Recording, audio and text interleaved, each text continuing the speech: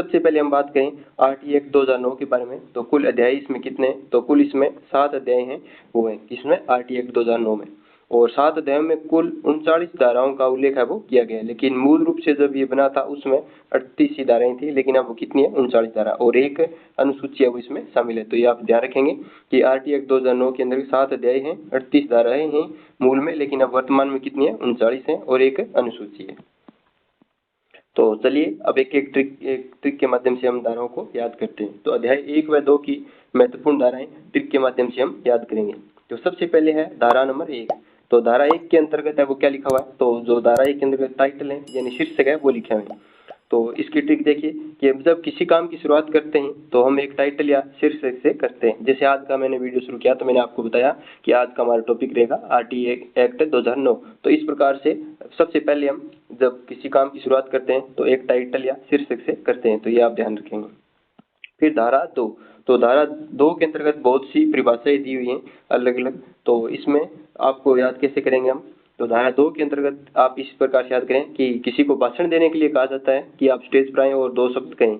तो 2 शब्द किसके लिए कहने, तो यहाँ पे परिभाषाएं शब्दावली दी हुई है वो धारा 2 के अंतर्गत है वो दी हुई है। फिर अगली धारा है 3, तो धारा 3 है वो निःशुल्क शिक्षा से रिलेटेड है। तो इसकी ट्रिक आप देख सकते हैं कि 3 फ्री यानी एक जैसा साउंड कर रहा है, तो आप ध्यान रखेंगे 3 के अंतर्गत फ्री की चीजें वो मिल रही हैं, तो आप ध्यान रखेंगे 3 में फ्री। फिर धारा 4 की बात करें तो आयु के आधार पर प्रवेश, तो धारा 4 हम इस प्रकार से लिखेंगे और साथ ही पे है वो इस प्रकार से हम लिखेंगे। तो आप याद रखेंगे कि 4 में क्या है, प्रवेश, तो प्रवेश में 4 जैसा साउंड आता है तो 4 में प्रवेश, इस प्रकार से आपने ध्यान रखेंगे कि धारा 4, तो 4 लिखते समय हम ऐसे लिखेंगे और प्रवेश लिखेंगे 4 ऐसे ही लिखते हैं, तो यहाँ से आप प्रवेश है वो याद रखेंगे। फिर धारा 5, तो धारा 5 के अंतर्गत है वो टीसी की बात कही गई है। तो जब हम टीसी लाने जाएंगे तो टीसी अपने हाथ में लेंगे, 5 उंगलियों के हाथों में टीसी है वो लेंगे, तो बच्चे मांगे तो हाथ में टीसी दो। तो इस प्रकार से ये हमारी ट्रिक थी। तो आप ये ध्यान रखेंगे कि 1 में सबसे पहले शीर्षक की बात करेंगे, 2 में इस प्रकार से शब्दावली है, 3 में फ्री शिक्षा के बारे में बात की गई है और 4 में आयु के आधार पर प्रवेश दिया जाएगा और 5 में क्या टीसी की बात कही है, टीसी हाथ में वो दे देंगे। अब आगे चलिए, सरकार और माता पिता के कर्तव्य जो धारा 6 से 10 के बीच में दिए हुए हैं। तो अब धारा 6 से 10 के जो ट्रिक है वो आप देख लीजिए। सबसे पहले धारा 6, तो धारा 6 के अंतर्गत क्या है, विद्यालय की दूरी की बात की गई है। तो आप एक ट्रिक से याद रख सकते हैं कि ट्रिक क्या है इसकी, कि स्कूल कितनी दूरी पर है, तो 6 कोस की दूरी पर है वो स्कूल है। या फिर आप ऐसे याद रखते हैं कि जो हमारी ढूंढाड़ी भाषा है वहाँ पे एक काई काम 6, तो 6 काई दूरी 6, इस प्रकार से आप याद सकते हैं कि काई दूरी 6 वही कितनी दूरी 6, तो आप याद रखेंगे कि 6 के अंतर्गत विद्यालय की दूरी की बात है वो की गई है। फिर 7 की बात करें तो इसमें वित्तीय अनुपात के बारे में जिक्र किया गया है कि केंद्र और राज्य साथ साथ मिलकर काम करेंगे। तो साथ साथ से आप साथ जैसा साउंड करेंगे कि साथ साथ मिलकर है वो केंद्र और राज्य है वो एक साथ मिलकर काम करेंगे। धारा 8 के अंतर्गत सरकार के कर्तव्यों की बात की गई है। तो इसमें आप याद रखेंगे कि धारा 8 के अंतर्गत सरकार के ठाट हैं, तो सरकार के ठाट 8, तो सरकार के ठाट हैं वो 8 के अंतर्गत दिए हुए हैं। तो आप ध्यान रखेंगे कि सरकार के कर्तव्य धारा 8 के अंतर्गत है वो शामिल है। धारा 9, तो 9 क्या है, स्थानीय पदाधिकारी के कर्तव्य हैं। तो स्थानीय जो भी पदाधिकारी होंगे, अधिकारी होंगे, वो काम के लिए नो नहीं कर सकते, नो यानी मना है वो नहीं करेंगे, कौन, जो स्थानीय पदाधिकारी हैं वो। तो आप इस प्रकार से आप ध्यान रखेंगे कि स्थानीय पदाधिकारी काम के लिए नो नहीं कर सकते। फिर धारा 10, तो इसमें हमने देख रहे थे कि जो माता पिता और सरकार के कर्तव्य हैं। तो सबसे पहले हमने देखा कि सरकार के कर्तव्य हैं, फिर अधिकारी के कर्तव्य हैं। तो अधिकारी के कर्तव्य के बाद सीधा आप याद रख सकते हैं कि माता पिता के कर्तव्य आएंगे। तो माता पिता के कर्तव्य क्या है कि बच्चों को डेली स्कूल भेजें। अगर उनकी कोई डिमांड है कि बच्चे कहें कि हमें तो नहीं कुरकुरे चिप्स चाहिए फिर स्कूल जाएंगे, तो बच्चों से पूछ सकते हैं कि 10 तेनू की चाहिए है, यानी तुम्हें क्या चाहिए, पंजाबी भाषा में ऐसा बोलते हैं ना कि 10 तेनू की चाहिए।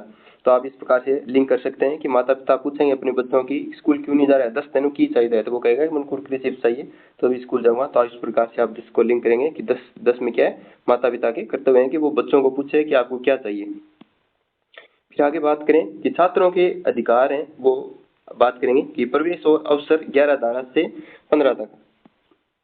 तो सबसे पहले है धारा 11, तो धारा 11 बात करती है पूर्व प्राथमिक शिक्षा की, यानी इसकी ट्रिक देखिए कि बच्चा एक एक यानी 11 कदम मिलाकर आंगनबाड़ी चलता है। यानी जो पूर्व प्राथमिक शिक्षा से पहले यानी जो आंगनबाड़ी वाली शिक्षा होती है जो 3 से 6 वर्ष के बच्चों के लिए होती है, वो धारा 11 के अंतर्गत बात की गई है। पूर्व प्राथमिक शिक्षा, तो बच्चा एक एक नन्हे नन्हे कदम रख कर है वो आंगनबाड़ी की तरफ जाएगा। तो इस प्रकार से आप लिंक कर सकते हैं एक एक। फिर है धारा 12, तो धारा 12 के अंतर्गत क्या है, 25% आरक्षण की बात है वो की गई है। यानी जो वंचित बच्चों को स्कूल से बाहर नहीं कर सकते, तो वंचित जो भी बच्चे हैं यानी उन्हें स्कूल से बाहर नहीं कर सकते, उनके लिए 25 सीटें हैं वो 25% सीटें हैं वो रिजर्व होंगी। तो बाहर बार है, बाहर बार है, इस प्रकार से आप लिंक करें कि इस प्रकार से जो 25% सीटें हैं वो बच्चों के लिए आरक्षित होंगी। ये बाहर उन्हें नहीं कर सकते, बाहर बाहर है। फिर है धारा 13, यानी कोई कैपिटेशन शुल्क नहीं लिया जाएगा। तो कैपिटेशन शुल्क यानी बच्चों की जो फीस वगैरह ली जाती है, एडमिशन फीस होगी, या फिर कई स्कूलों में माता पिता के इंटरव्यू भी लिए जाते हैं, उससे रिलेटेड है। तो इसमें इसी तरीका आप कह सकते हैं कि तेरी फीस नहीं लगेगी, तेरी तेरी तेरा तेरी तेरा फीस नहीं लगेगी। या फिर आप इस प्रकार से याद कर सकते हैं कि 13 को हम इस प्रकार से लिखते हैं और साथ ही अनुवीक्षण फीस इस प्रकार से लिखी जाएगी। तो आप याद कर सकते हैं कि अनुवीक्षण फीस है वो नहीं ली जाएगी। तो इस प्रकार से आप इन्हें लिंक कर सकते हैं कि अनुवीक्षण फीस का उल्लेख 13 में 13 लिखेंगे, तो जो लास्ट में 3 है उसको आप ए बना सकते हैं यहाँ से ऐसे। तो अनुवीक्षण फीस का है वो कोई जिक्र है वो अनुवीक्षण फीस है वो नहीं ली जाएगी। धारा 13 के अंतर्गत इसका उल्लेख है। फिर है धारा 14, तो धारा 14 के अंदर क्या है कि आयु का प्रमाण पत्र, यानी जब स्कूल में एडमिशन के लेके जाएं तो बच्चे से आयु का प्रमाण पत्र है वो मांगा जाएगा। अगर वो नहीं है तो उसे प्रवेश से इनकार है वो नहीं कर सकते। तो 14 वर्ष तक के बच्चों को जन्म प्रमाण पत्र के बिना प्रवेश से मना नहीं कर सकते। तो वैसे भी हम आरटीए की बात करें तो आरटीए वो 6 से 14 वर्ष के बच्चों तक लागू होती है। तो आप ध्यान रखेंगे कि वो 14 साल तक का अगर बच्चा है तो उसे आयु के आधार पर स्कूल में एडमिशन है वो दिया जा सकता है। कोई आयु का प्रमाण पत्र अगर नहीं भी है तो चलेगा, वो उसका एडमिशन है वो ले सकते हैं। तो आप याद रखेंगे कि 6 से 14 वर्ष तक के बच्चों का कोई भी प्रमाण पत्र नहीं है तो भी स्कूल में प्रवेश से मना है वो नहीं कर सकते। फिर धारा है 15, तो 15 में क्या है, प्रवेश से इनकार नहीं। तो 15 में प्यार है और प्रवेश में भी प्यार है। या फिर इसके अलावा आप ध्यान रख सकते हैं कि धारा 15 है वो स्कूल में मान लीजिए कि जुलाई के बाद एडमिशन नहीं ले सकते हैं, तो उससे रिलेटेड है ये कि प्रवेश है वो कभी भी ले सकते हैं। कभी भी आप स्कूल में जाएं तो 6 महीनों तक प्रवेश ले सकते हैं, मना नहीं करेंगे स्कूल वाले कि हम एडमिशन नहीं लेंगे। तो ये धारा 15 के अंतर्गत लिखा हुआ है कि 15 में भी पे है और प्रवेश में भी पे। तो आप ध्यान रखेंगे कि यानी ऐसा मान लीजिए कि जुलाई में 15 तारीख तक एडमिशन लिया जाता है, तो आप 15 के बाद में भी प्रवेश से मना है वो नहीं कर सकते हैं। यानी हमेशा वो स्कूल के गेट है वो प्रवेश के लिए ओपन रहेंगे। फिर आगे है स्कूल का माहौल और शिक्षकों की योग्यता। तो ये धारा 16 से 24 के बीच में। तो धारा 16 है फेल नहीं करना। तो फेल नहीं करना तो हमने देखा था कि धारा 8 में सरकार के ठाट हैं तो उसका 2 गुना करेंगे 16 हो जाएगा, इसमें बच्चों के ठाट हैं। या फिर आप इस प्रकार से भी याद करेंगे कि 8 × 2 यानी 8वीं क्लास में आप क्रॉस का मतलब समझेंगे फेल करना। तो फेल नहीं कर सकते यानी 2 बार आप 8वीं क्लास है वो नहीं करा सकते। तो फेल नहीं करना किसमें, धारा 16 के अंतर्गत है वो स्थित है। फिर है 17 शारीरिक दंड नहीं। तो 17 खतरा इस प्रकार से भी याद कर सकते हैं। साथ ही आप याद कर सकते हैं कि बच्चों को सताना नहीं है, यानी बच्चों को परेशान नहीं करना है, कोई भी शारीरिक दंड है वो नहीं देना है। फिर है धारा 21, तो धारा 21 क्या है, एसएमसी से रिलेटेड है और इसे आप सीधे याद रखें क्योंकि काफी इंपॉर्टेंट है। आगे हम एक वीडियो एसएमसी वर्सेस एसडीएमसी का वीडियो भी लेके आएंगे, लेकिन आप ध्यान रखेंगे धारा 21 है वो विद्यालय प्रबंधन समिति एसएमसी से रिलेटेड है। इसमें आप 1-2 लोग हैं वो स्कूल मिलकर स्कूल का प्रबंधन करेंगे। तो 2 और 1 लोग हैं वो मिलकर 1-2 लोग मिलकर स्कूल का प्रबंधन करेंगे, एक समिति बनाएंगे जो एसएमसी के नाम से जानी जाएगी।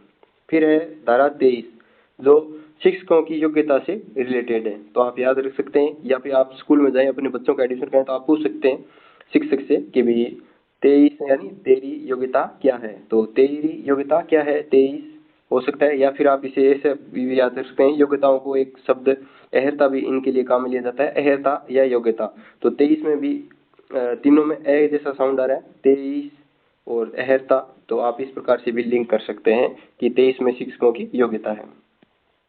फिर आगे धारा 24 की बात करें तो इसमें शिक्षकों के कर्तव्य हैं। अगर आप शिक्षकों से उनकी योग्यता पूछेंगे तो उनका भी कुछ कर्तव्य है। तो शिक्षकों की 24 उनके कर्तव्य हैं 24, यानी शिक्षकों की 24 कितना में 24 के अंतर्गत है। तो शिक्षकों के कर्तव्य हैं वो 24 के अंतर्गत है वो स्थित है। फिर आगे है अनुपात हो गया, पाठ्यक्रम हो गया और अन्य महत्वपूर्ण धाराएं जो धारा 25 से 34 तक है। तो धारा 25 को आप छात्र शिक्षक अनुपात के रूप में याद रखेंगे। तो 25 को आप यहाँ पे परसेंटेज नहीं आएगा, आप 25 को आप 2:5 ऐसे ही याद रखें कि 2:5। तो ये जो बीच में निशान है ये अनुपात का निशान है, तो आप इसे याद से याद करेंगे 2:5 यानी छात्र शिक्षक अनुपात से रिलेटेड है धारा 25। तो आगे हम देखेंगे कि कौन सी कक्षाओं के लिए कितने टीचर हैं वो होने जरूरी है। फिर आगे है धारा 27। तो धारा 27 क्या है, गैर शैक्षणिक कार्यों में नहीं लगाना, यानी टीचर हैं उनको गैर शैक्षणिक कार्यों में नहीं लगाया जाएगा। तो इस प्रकार से आप याद करेंगे कि 27 यानी शिक्षक है उन्हें सताना नहीं है, 27 के अंतर्गत है वो स्थित है, सताना 27 के अंतर्गत है वो स्थित है। फिर है धारा 28। तो निजी ट्यूशन पर रोक लगाती है धारा 28। तो टीचर अगर कहीं अन्य जाकर ट्यूशन दे रहा है तो आपका कर्तव्य है कि आप पूछ सकते हैं, टीचर को कहेंगे कि 8 केक रहे, 8 केक रहे, तो 8 का मतलब 28 हो गया। और निजी ट्यूशन यानी अलग जगह पढ़ा रहे हैं तो पूछ सकते हैं कि भी आप तो स्कूल में पढ़ाओ 8 केक रहे, यानी यहाँ पे क्या कर रहे हो। तो आप 8 को मतलब हो गया 28, यानी निजी ट्यूशन पर वो रोक लगाता है धारा 28। फिर धारा 29 क्या है, पाठ्यक्रम और मूल्यांकन से रिलेटेड है। तो आप याद रखेंगे कि गुरु जम्बेश्वर जी हैं जो बिश्नोई संप्रदाय से रिलेटेड है, उनके 29 नियम है जो जीवन का मूल्यांकन करते हैं। तो पाठ्यक्रम और जीवन का मूल्यांकन है ये धारा 29 के अंतर्गत वो दिया हुआ है। फिर 33 और 34 धाराएं हैं, ये राष्ट्रीय और राज्य सलाहकारी परिषद से रिलेटेड है। तो इसमें आप याद रखेंगे कि भारत यानी हमारा राष्ट्र हो गया जिसमें 3 अक्षर है, तो ये 3 33 में राष्ट्रीय आएगा। और राज्य राजस्थान हो गया जिसमें आप 4 अक्षर मानेंगे, तो 34 में राज्य सलाहकारी परिषद हो गई। तो इस प्रकार से ये जो हमारी ट्रिकें थी वो मैंने देख लिए, आप इन्हें देख सकते हैं। अगर आपको कोई ट्रिक नहीं याद होती है तो आप इन्हें ट्रिक के माध्यम से याद कर सकते हैं। अब हम डिटेल से एक एक ट्रिक को थोड़ा देखेंगे। तो आरटीए की ऐतिहासिक जड़ें देख लेते हैं। तो आरटीए वो कब से चली, कब से हमने मांग की और कब जाकर लागू हुई। तो सबसे पहले आप याद रखें गोपाल कृष्ण गोखले ने प्रयास किया था 1910 के अंतर्गत। उन्होंने 18 मार्च 1910 को गोपाल कृष्ण गोखले ने ब्रिटिश विधान परिषद में प्रारंभिक शिक्षा को अनिवार्य बनाने के लिए गोखले बिल है वो पेश किया था। तो ये प्रयास कब किया था, गोपाल कृष्ण जी गोखले ने 1910 में किया था कि अनिवार्य शिक्षा है उसे प्रारंभिक शिक्षा है उसे अनिवार्य बना जाए। और इसे बिल का क्या नाम रखा था उन्होंने, गोखले बिल है वो रखा था। और उन्हें शिक्षा के अधिकार का जन्मदाता भी कहा जाता है। तो आपको पूछ लिया जाए कि शिक्षा के अधिकार का जन्मदाता किसे कहा जाता है, तो वो है गोपाल कृष्ण जी गोखले। फिर है वर्धा योजना जो 1937 से रिलेटेड है। तो इसमें भी आप देख लीजिए कि अक्टूबर 1937 को डॉक्टर जाकिर हुसैन की अध्यक्षता में बुनियादी शिक्षा के लिए एक समिति का गठन किया गया था, जिसमें 7 साल तक के बच्चों के लिए अनिवार्य शिक्षा की सिफारिश की गई थी और इसे नई तालीम का नाम है वो दिया गया था। तो इसके अंतर्गत क्या है, 7 वर्ष तक की शिक्षा की बात की गई थी और साथ ही जो शिक्षा है वो मातृभाषा में दी जाए और हस्तशिल्प आधारित भी शिक्षा वो दी जाए, यानी 7 वर्ष तक के बच्चों के लिए मांग की गई थी जो वर्धा योजना के नाम से जानी जाती है।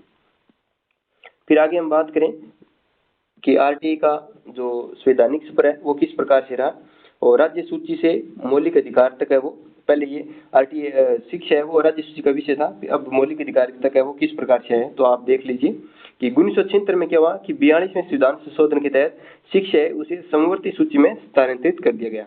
समवर्ती सूची वो होती है जिसमें केंद्र और राज्य वो दोनों है वो कानून है वो बना सकते हैं, यानी ऐसे विषय जो समवर्ती सूची में शामिल होते हैं उस पर सेंटर भी कानून बना सकता है और साथ में स्टेट भी है वो भी कानून बना सकता है।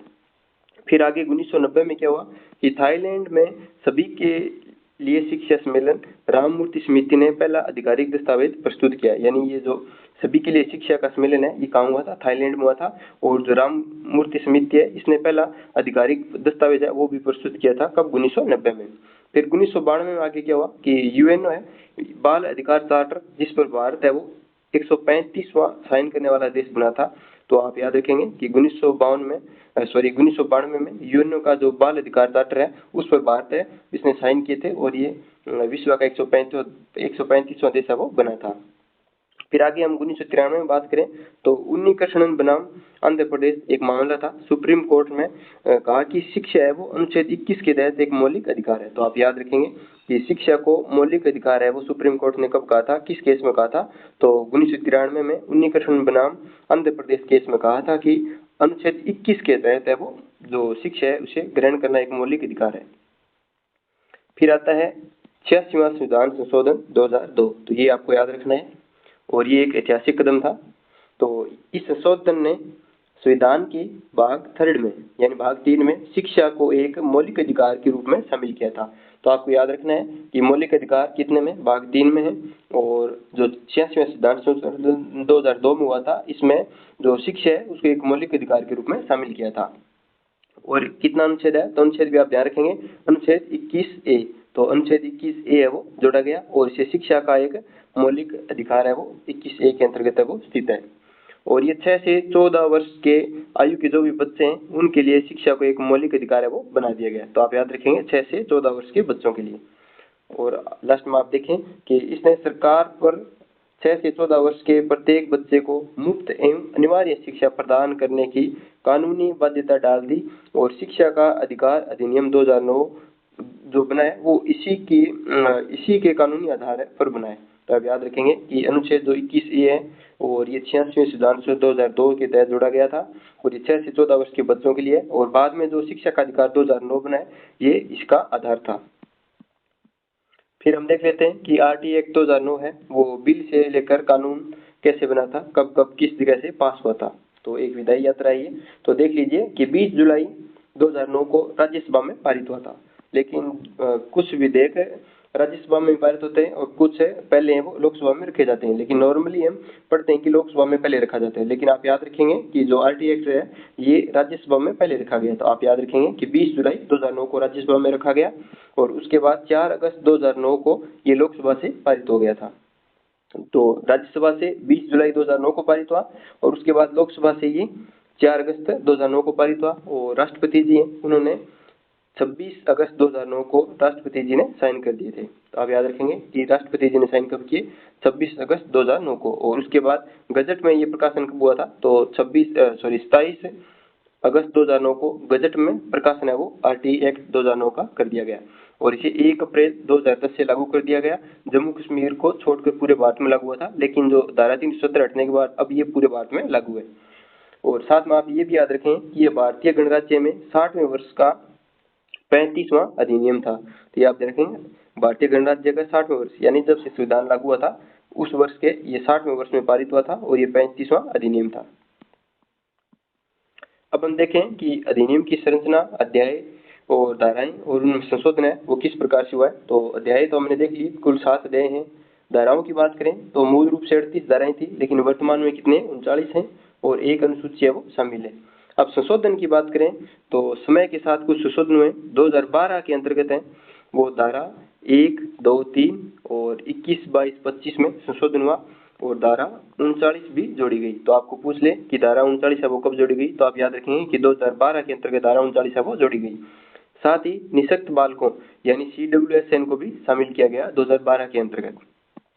फिर आगे 2017 के अंदर क्या हुआ कि जो शिक्षकों की योग्यताएं धारा 23 के अंतर्गत है उसमें भी संशोधन है वो किया गया। और 2019 में क्या हुआ कि धारा 16 है फेल नहीं करना, उसमें संशोधन हुआ और साथ ही धारा 48 में संशोधन हुआ। ये संशोधन भी आगे हम देखेंगे। अब वर्तमान स्थिति की बात करें तो 7 अध्याय हैं, 39 धाराएं हैं और एक अनुसूची है वो RT एक्ट 2009 के अंतर्गत शामिल है। अब हम बात करें 7 अध्याय हैं वो कौन कौन से हैं, तो यहाँ से भी क्वेश्चन बनता है कि किस अध्याय में कितनी धाराएं हैं। तो ये भी आप देख लीजिए कि 7 अध्याय एक नजर के अंतर्गत। तो पहला अध्याय है प्रारंभिक, धारा 1 व 2 इसमें शामिल है, जिसमें नाम, विस्तार और परिभाषाएं हैं वो दी गई है। 1 में टाइटल, 2 में परिभाषाएं। फिर दूसरे अध्याय की बात करें तो निःशुल्क और अनिवार्य शिक्षा का अधिकार इसका नाम है, धारा 3 से 5 तक इसमें शामिल है और इसमें बच्चों के अधिकार, प्रवेश और TCS से रिलेटेड जो भी बातें ये अध्याय 2 के अंतर्गत है। अध्याय 3 की बात करें तो सरकार, स्थानीय प्राधिकारी, माता पिता के कर्तव्य वो दिए गए हैं और धारा 6 से 11 तक इसमें धाराएं शामिल हैं और कर्तव्यों का विभाजन है वो अलग अलग रूप से अध्याय 3 के अंतर्गत वो किया गया है। अध्याय 4 सबसे बड़ा है जिसमें 12 से 28 तक धाराएं शामिल हैं और विद्यालयों और शिक्षकों के उत्तरदायित्व हैं वो अध्याय 4 में शामिल हैं। 25% आरक्षण हो गया, छात्र शिक्षक अनुपात हो गया और दंड पर रोक हो गई, ये सारे अध्याय 4 के अंतर्गत वो शामिल है। आगे बात करें अध्याय 5 की तो पाठ्यक्रम और प्रारंभिक शिक्षा का पूरा होना, धारा 29-30 ये इसमें शामिल है। 2 धाराएं हैं अध्याय 5 के अंतर्गत, जैसे पाठ्यक्रम मूल्यांकन पर बोर्ड परीक्षा पर रोक, ये सभी अध्याय 5 के अंतर्गत है। अध्याय 6 की बात करें तो बाल अधिकारों का संरक्षण, जिसमें धारा 31 से 34 तक बात की गई है और निगरानी और शिकायत निवारण किस प्रकार से होगा वो अध्याय 6 के अंतर्गत है। और अध्याय 7 है वो प्रकीर्ण और विविध से रिलेटेड है, जो धारा 35 से 39 तक है, जिसमें निर्देश, नियम बनाने की शक्ति आदि की बात की गई है। तो ये सारे अध्याय हैं और कितनी धाराएं हैं किस अध्याय में, ये आप ध्यान रखेंगे कि अध्याय में एक और 2 धाराएं हैं, फिर 3 से 5 तक अध्याय 2 में है, 6 से 11 तक 3 में है, और अध्याय 4 में 12 से 28 और सबसे बड़ा अध्याय है वो 4 है। फिर अध्याय 5 में 29-30 है, और अध्याय 6 के अंतर्गत 31 से 34 है, और अध्याय 7 में 35 से 39 तक है। ये सारे के सारे 7 अध्याय हैं, इनका नाम भी आप ध्यान रखेंगे। पहला का प्रारंभिक है, दूसरे में निःशुल्क और अनिवार्य शिक्षा, तीसरे में कर्तव्यों की बात की गई है, चौथे में उत्तरदायित्वों की बात की गई है, और 5वें में मूल्यांकन और पाठ्यक्रम आधारित विभिन्न बातों की गई है, और छठा बाल अधिकारों का संरक्षण से रिलेटेड है, और 7वां प्रकीर्णन से रिलेटेड है।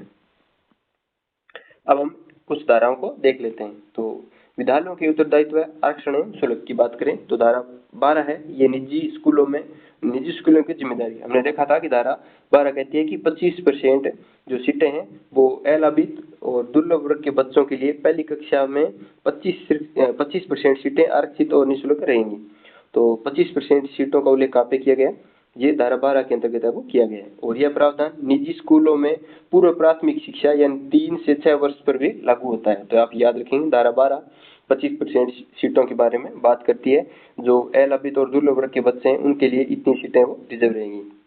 धारा 13 क्या है, कैपिटेशन शुल्क और स्क्रीनिंग पर रोक। तो हमने देखा था कैपिटेशन शुल्क हो गया या फिर अनुवीक्षण फीस हो गई, ये धारा 13 के अंतर्गत है। यानी कोई भी स्कूल प्रवेश के लिए किसी भी प्रकार का कैपिटेशन शुल्क या डोनेशन नहीं ले सकता।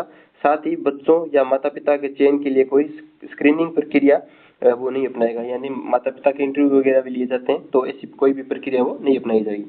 अगर कोई इन धाराओं का उल्लंघन करता है तो इस पर दंड का प्रावधान है, तो वो भी आप ध्यान रखेंगे। अगर कोई कैपिटेशन शुल्क लेता है तो उसका 10 गुना जुर्माना लिया जाएगा। यानी कैपिटेशन शुल्क के रूप में किसी ने अगर 1000 रुपये लिए हैं तो उसका 10 गुना जुर्माना है वो लिया जाएगा, ये आप ध्यान रखेंगे। साथ ही अगर कोई माता पिता का अनुवीक्षण प्रक्रिया अपनाता है, उनके लिए स्क्रीनिंग प्रक्रिया अपनाता है, तो पहली बार अगर उल्लंघन करता है तो 25,000 रुपये का दंड है, और उसके बाद अगर प्रत्येक उल्लंघन करता है तो 50,000 रुपये का जुर्माना होगा। यानी उसके पहली बार 25,000 जुर्माना लग गया, उसके बाद उन्होंने इस नियम धारा 13 का फिर से 2 बार उल्लंघन किया है तो 50,000 रुपये प्रत्येक बार के यानी 1 लाख रुपये फिर से जुर्माना है वो उन्हें देना पड़ेगा। यानी जितनी बार उल्लंघन करेंगे हर बार 50,000 रुपये जुर्माना लगेगा, लेकिन पहली बार में 25,000 है ये। उसके बाद धारा 16 जिसमें हमने बात की थी कि बच्चों को फेल है वो नहीं कर सकते, 8x2 यानी 8वीं में 2 बार उन्हें आप नहीं बिठा सकते। तो नो डिटेंशन नीति 2019 में इसमें संशोधन भी किया गया था। तो मूल प्रावधान 2009 के अंतर्गत था, उसमें क्या लिखा हुआ था कि किसी भी बच्चे को प्रारंभिक शिक्षा यानी कक्षा 8 तक पूरी होने तक किसी भी कक्षा में रोका या फेल नहीं किया जाएगा, साथ ही स्कूल से निष्कासित भी नहीं किया जाएगा। तो ये मूल प्रावधान था, लेकिन 2019 में एक संशोधन किया गया इसके अंतर्गत कि कक्षा 5 व 8 में परीक्षा होती है तो बच्चे को असफल कर सकते हैं क्या, तो इसका उत्तर होगा हाँ, यानी बच्चों को 8वीं तक फेल भी कर सकते हैं। तो फेल होगा तो उसके बाद क्या करेंगे, तो उसे फिर से अतिरिक्त शिक्षण दिया जाएगा, और साथ ही 2 माह में री एग्जाम है वो कराया जाएगा। तो आप ध्यान रखेंगे कि अतिरिक्त शिक्षण होगा और उसके बाद 2 महीने में फिर से एग्जाम में वो कराया जाएगा।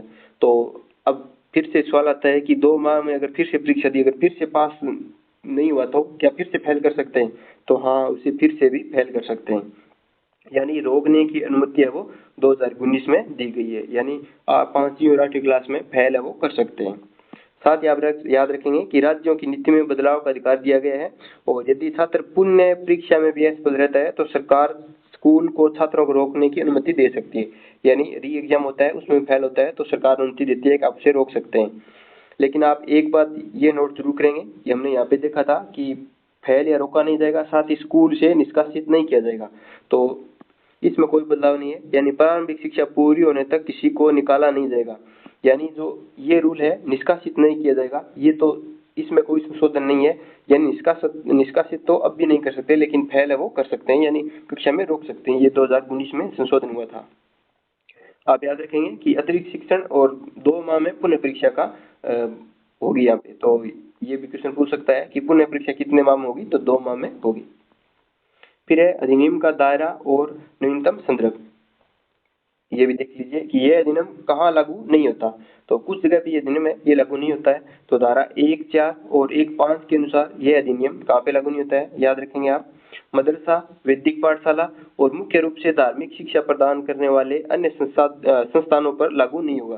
तो आप याद रखेंगे कि मदरसों पर ये लागू नहीं है, और साथ ही वैदिक पाठशाला और मुख्य रूप से धार्मिक शिक्षा जो प्रदान करते हैं संस्थान, उन पर ये लागू नहीं है।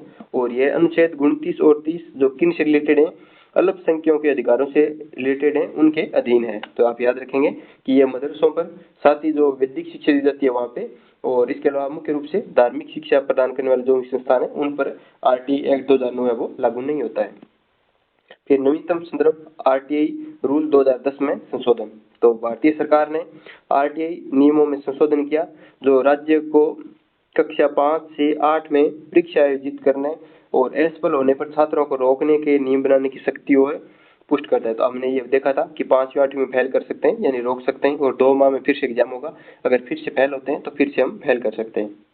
तो मुख्य संदेश की बात करें तो आरटीई 2009 भारत में शिक्षा के परिदृश्य को बदलने वाला एक ऐतिहासिक कानून है जो हर बच्चों के लिए गुणवत्तापूर्ण शिक्षा को सुनिश्चित करने पर केंद्रित है। आगे हम बात करें तो धाराओं की बात करें तो धारा 3 की से रिलेटेड है। तो निःशुल्क और अनिवार्य शिक्षा, फ्री में शिक्षा के लिए बात करी थी हमने कि धारा 3 फ्री, तो 6 से 14 वर्ष के बच्चों के लिए। तो आपको पूछा जा सकता है कि आरटीई एक्ट है वो कहाँ तक लागू होता है, तो 6 से 14 वर्ष के बच्चों के लिए ये लागू है, यानी 14 वर्ष के बाद की शिक्षा ये आरटीई एक्ट के अंतर्गत शामिल नहीं है। धारा 4 हमने देखा था, तो ये आयु के अनुसार प्रवेश से रिलेटेड है, यानी जो बच्चे स्कूल नहीं गए हैं या बीच में छोड़ चुके हैं, यानी अगर कोई 9 साल का बच्चा है अब वो स्कूल जाता है तो हम उसे सीधे पहली कक्षा में नहीं बिठाएंगे, तो 5 साल का एक बच्चा स्कूल जाता है तो इस हिसाब से 9 में से 5 घटाएंगे तो ये 4, यानी इसका एडिशन हम 4th क्लास में लेंगे, और 4th क्लास के विद्यार्थियों के समकक्ष लाने के लिए इसे अतिरिक्त शिक्षण है वो भी प्रदान है वो किया जाएगा। धारा 5 टीसी से रिलेटेड है कि टीसी है वो हमारे हाथों में धरी जाएगी, तो इस प्रकार से आप याद रखेंगे। धारा 5 स्थानांतरण का अधिकार, यदि स्कूल में कक्षा 1 से 8 तक की सुविधा नहीं है तो बच्चे अपनी टीसी लेकर दूसरे स्कूल में भी जा सकते हैं। फिर धारा 6 हमने देखा था कि काई दूरी 6 यानी 6 दूरी से रिलेटेड है। फिर धारा 7 है आगे, तो धारा 7 क्या है, धारा 7 कहती है केंद्र और राज्यों के बीच वित्तीय एवं अन्य जिम्मेदारियां का बंटवारा है वो होगा। तो जो वित्तीय और अन्य जिम्मेदारियां हैं वो केंद्र और राज्य हैं उनके बीच में एक फिक्स रेशियो होगा, उसी अनुपात में ये कार्य करेंगे। तो ये धारा 7 के अंतर्गत है, यानी केंद्र और राज्य दोनों मिलकर साथ कार्य वो करेंगे। धारा 11 की बात करें तो निजी स्कूलों में कमजोर और वंचित समूह के विद्यार्थियों के लिए 25% आरक्षण की बात करता है। ये धारा इंपॉर्टेंट है, तो इनको आप याद रखेंगे कि धारा 12 है वो 25% सीटों के आरक्षण की बात है वो करती है। अब कुछ प्रावधान एवं मानक की बात करें तो किस प्रकार से ये भी देख लीजिए कि छात्र शिक्षक अनुपात है तो ये कितना होगा, तो प्राथमिक स्तर पर छात्र शिक्षक अनुपात है वो 30 होगा, 30 विद्यार्थियों पर एक टीचर होगा, और उच्च प्राथमिक स्तर पर बात करें तो 35 विद्यार्थियों पर एक टीचर वो होगा। तो ये आप ध्यान रखेंगे। जो धारा 25 है जिसको हमने याद किया था कि 2:5 के रूप में इसे याद रखेंगे। तो यहाँ पे प्राथमिक स्तर पर 30 विद्यार्थियों पर एक शिक्षक होगा, साथ ही उच्च प्राथमिक स्तर पर 35 पर एक विद्यार्थी होगा। साथ ही बुनियादी ढांचे की बात करें तो स्कूल है वो कैसा होना चाहिए उसके बारे में बात करता है। तो प्रत्येक स्कूल सभी मौसम के लिए भवन है वो एकदम सही होना चाहिए, खेल का मैदान होना चाहिए, पेयजल की व्यवस्था होने से साथ ही लड़के और लड़कियों के लिए अलग अलग शौचालय की व्यवस्था होनी चाहिए। तो ये स्कूल का एक जो बुनियादी ढांचा है, यानी एक बिल्डिंग बनाने के लिए क्या क्या जरूरी चीजें हैं तो वो इस प्रकार से होनी चाहिए। साथ ही कार्य दिवस की बात करें तो प्राथमिक स्तर पर जो टीचर है उसे न्यूनतम 200 दिन और 800 घंटे मान सकते हैं आप, यानी जो प्राथमिक टीचर है उसके लिए 200 दिन साल में काम करना होगा और 800 घंटे, और उच्च प्राथमिक स्तर पर यह न्यूनतम 220 घंटे और 1000 घंटे हैं वो प्रतिवर्ष के हिसाब से कार्य दिवस है वो घोषित है वो किए गए हैं। तो ये आप ध्यान रखेंगे कि जो प्राथमिक स्तर पर 200 दिन और 800 घंटे और उच्च प्राथमिक स्तर पर बात करें तो 220 दिन और 1000 घंटे प्रतिवर्ष के हिसाब से ये टीचर्स के लिए निर्धारित किए गए। अब शिक्षक की क्या भूमिका है, तो नियमित और समय पर स्कूल आए, साथ ही पाठ्यक्रम को पूरा कराए और सीखने की क्षमता का आकलन करे, ये सारे शिक्षक की भूमिका है। तो साथ ही निषेध यानी किन चीजों के लिए मना किया गया है, तो शारीरिक दंड, मानसिक उत्पीड़न, निजी ट्यूशन, कैपिटेशन फीस है उन पर रोक लगाता है। तो शारीरिक दंड कितने में है और मानसिक उत्पीड़न ये धारा 17 में, निजी ट्यूशन है ये धारा 28 यानी 8 है, और कैपिटेशन शुल्क धारा 13 के अंतर्गत स्थित है। तो ये आप धाराएं भी साथ में याद कर लें। आगे हम बात करें कि विद्यालयों और शिक्षकों के क्या क्या कर्तव्य हैं। तो ये अध्याय 4 के अंतर्गत दिए हुए विद्यालय और शिक्षकों के कर्तव्य। तो इस अध्याय में हम देखेंगे कि कानून के तहत एक विद्यालय को कैसी मान्यता मिलती है। तो ये धारा 18 के अंतर्गत बात की गई है। तो धारा 18 क्या कहती है कि एक विद्यालय को किस प्रकार से मान्यता मिलती है। तो आप याद रखेंगे कि जब 18 वर्ष के हो जाते हैं तो हमें वोट का अधिकार है वो मिल जाता है, यानी वोट की मान्यता है वो मिल जाती है। तो हमें वोट की मान्यता कब मिलती है, जब 18 वर्ष के हो जाते हैं। तो 18 के अंतर्गत क्या है, 18 है वो मान्यता से रिलेटेड है, यानी स्कूल को किस प्रकार से मान्यता मिलेगी, एक स्कूल के लिए क्या क्या मानक है, ये धारा 19 बात करता है। तो किन मानदंडों को पूरा करना है, ये धारा 19 कहती है। तो धारा 19 क्या है, तो धारा 19 कहती है कि किस प्रकार के मानक हैं वो होने चाहिए, तभी आपको एक विद्यालय के रूप में मान्यता मिलेगी, ये धारा 19 कहती है। तो आप याद रखेंगे कि धारा 18 मान्यता से रिलेटेड है और धारा 19 है वो मानक बताती है, यानी मान एवं मानक जो भी है ये धारा 19 के अंतर्गत दिए हुए हैं।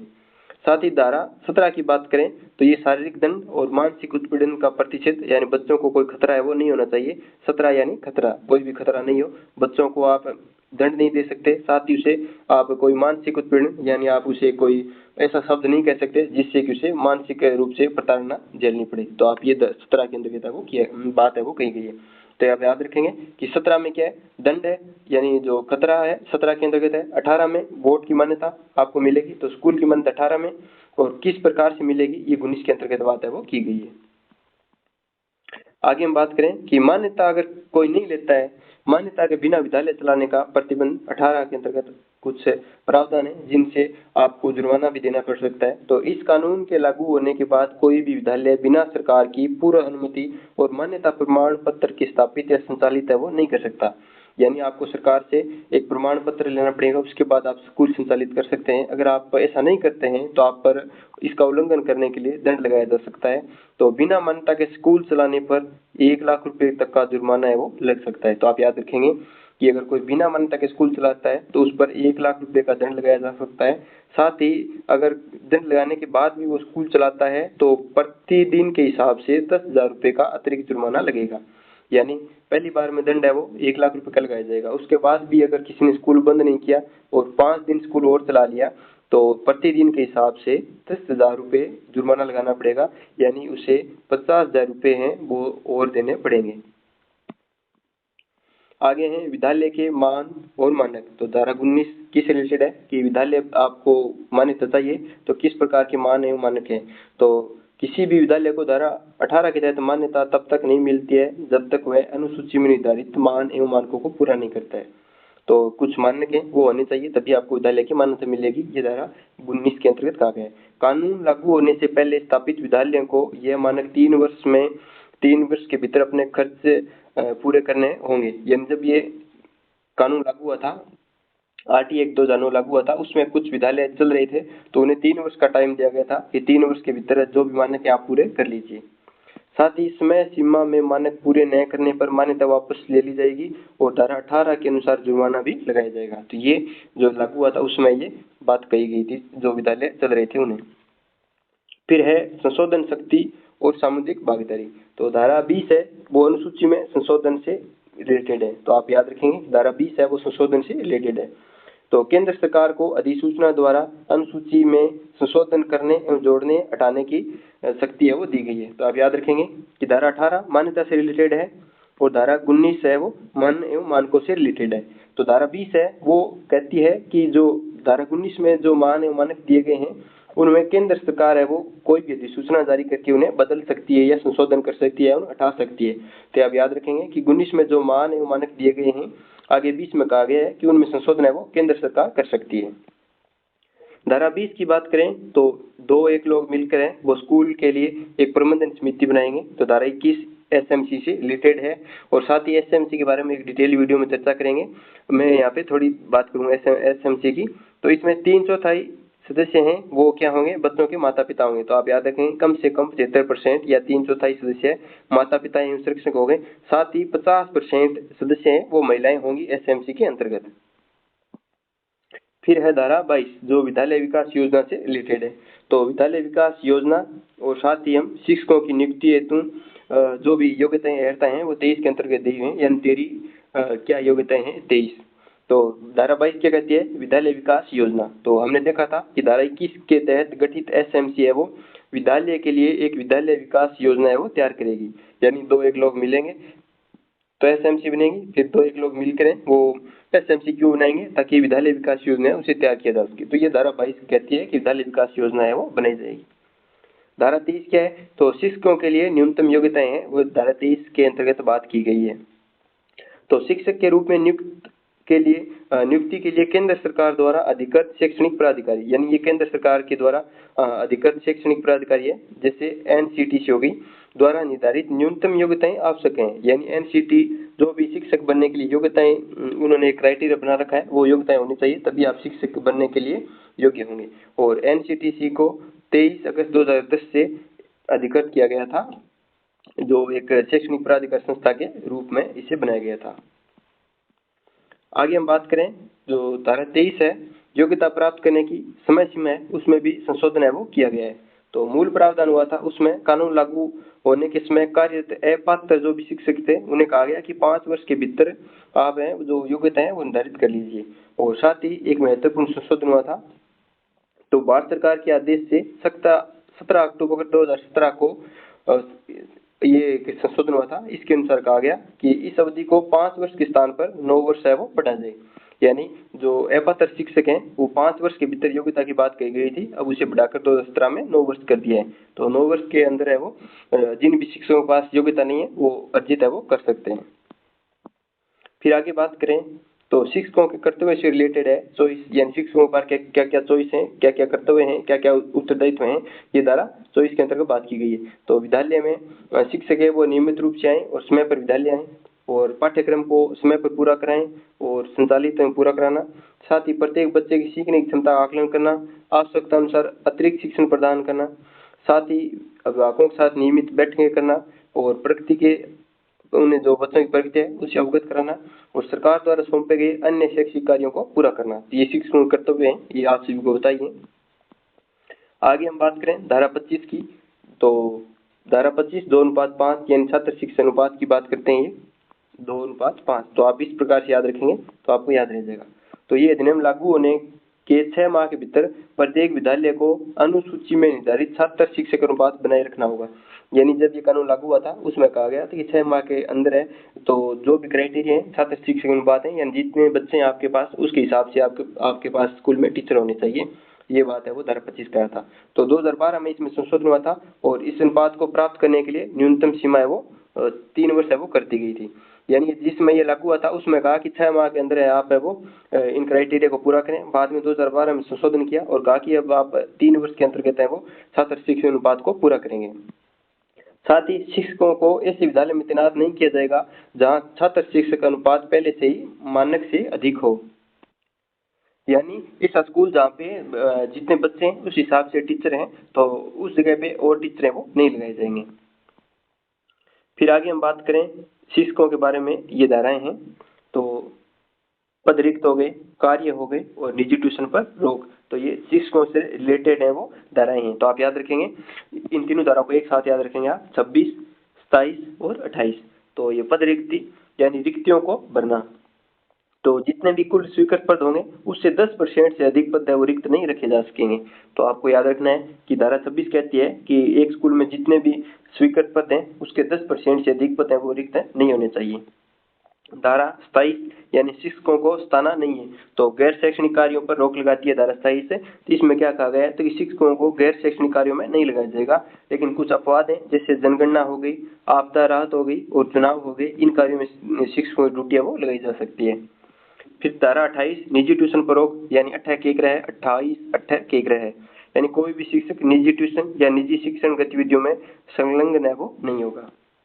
तो इन तीनों धाराओं को आप एक साथ रख सकेंगे कि 26, 27, 28 है ये शिक्षकों से रिलेटेड है। पहली है पद रिक्ति, दूसरी है कार्य यानी गैर शैक्षणिक कार्यों पर रोक और तीसरी है निजी ट्यूशन पर रोक है वो लगाती है।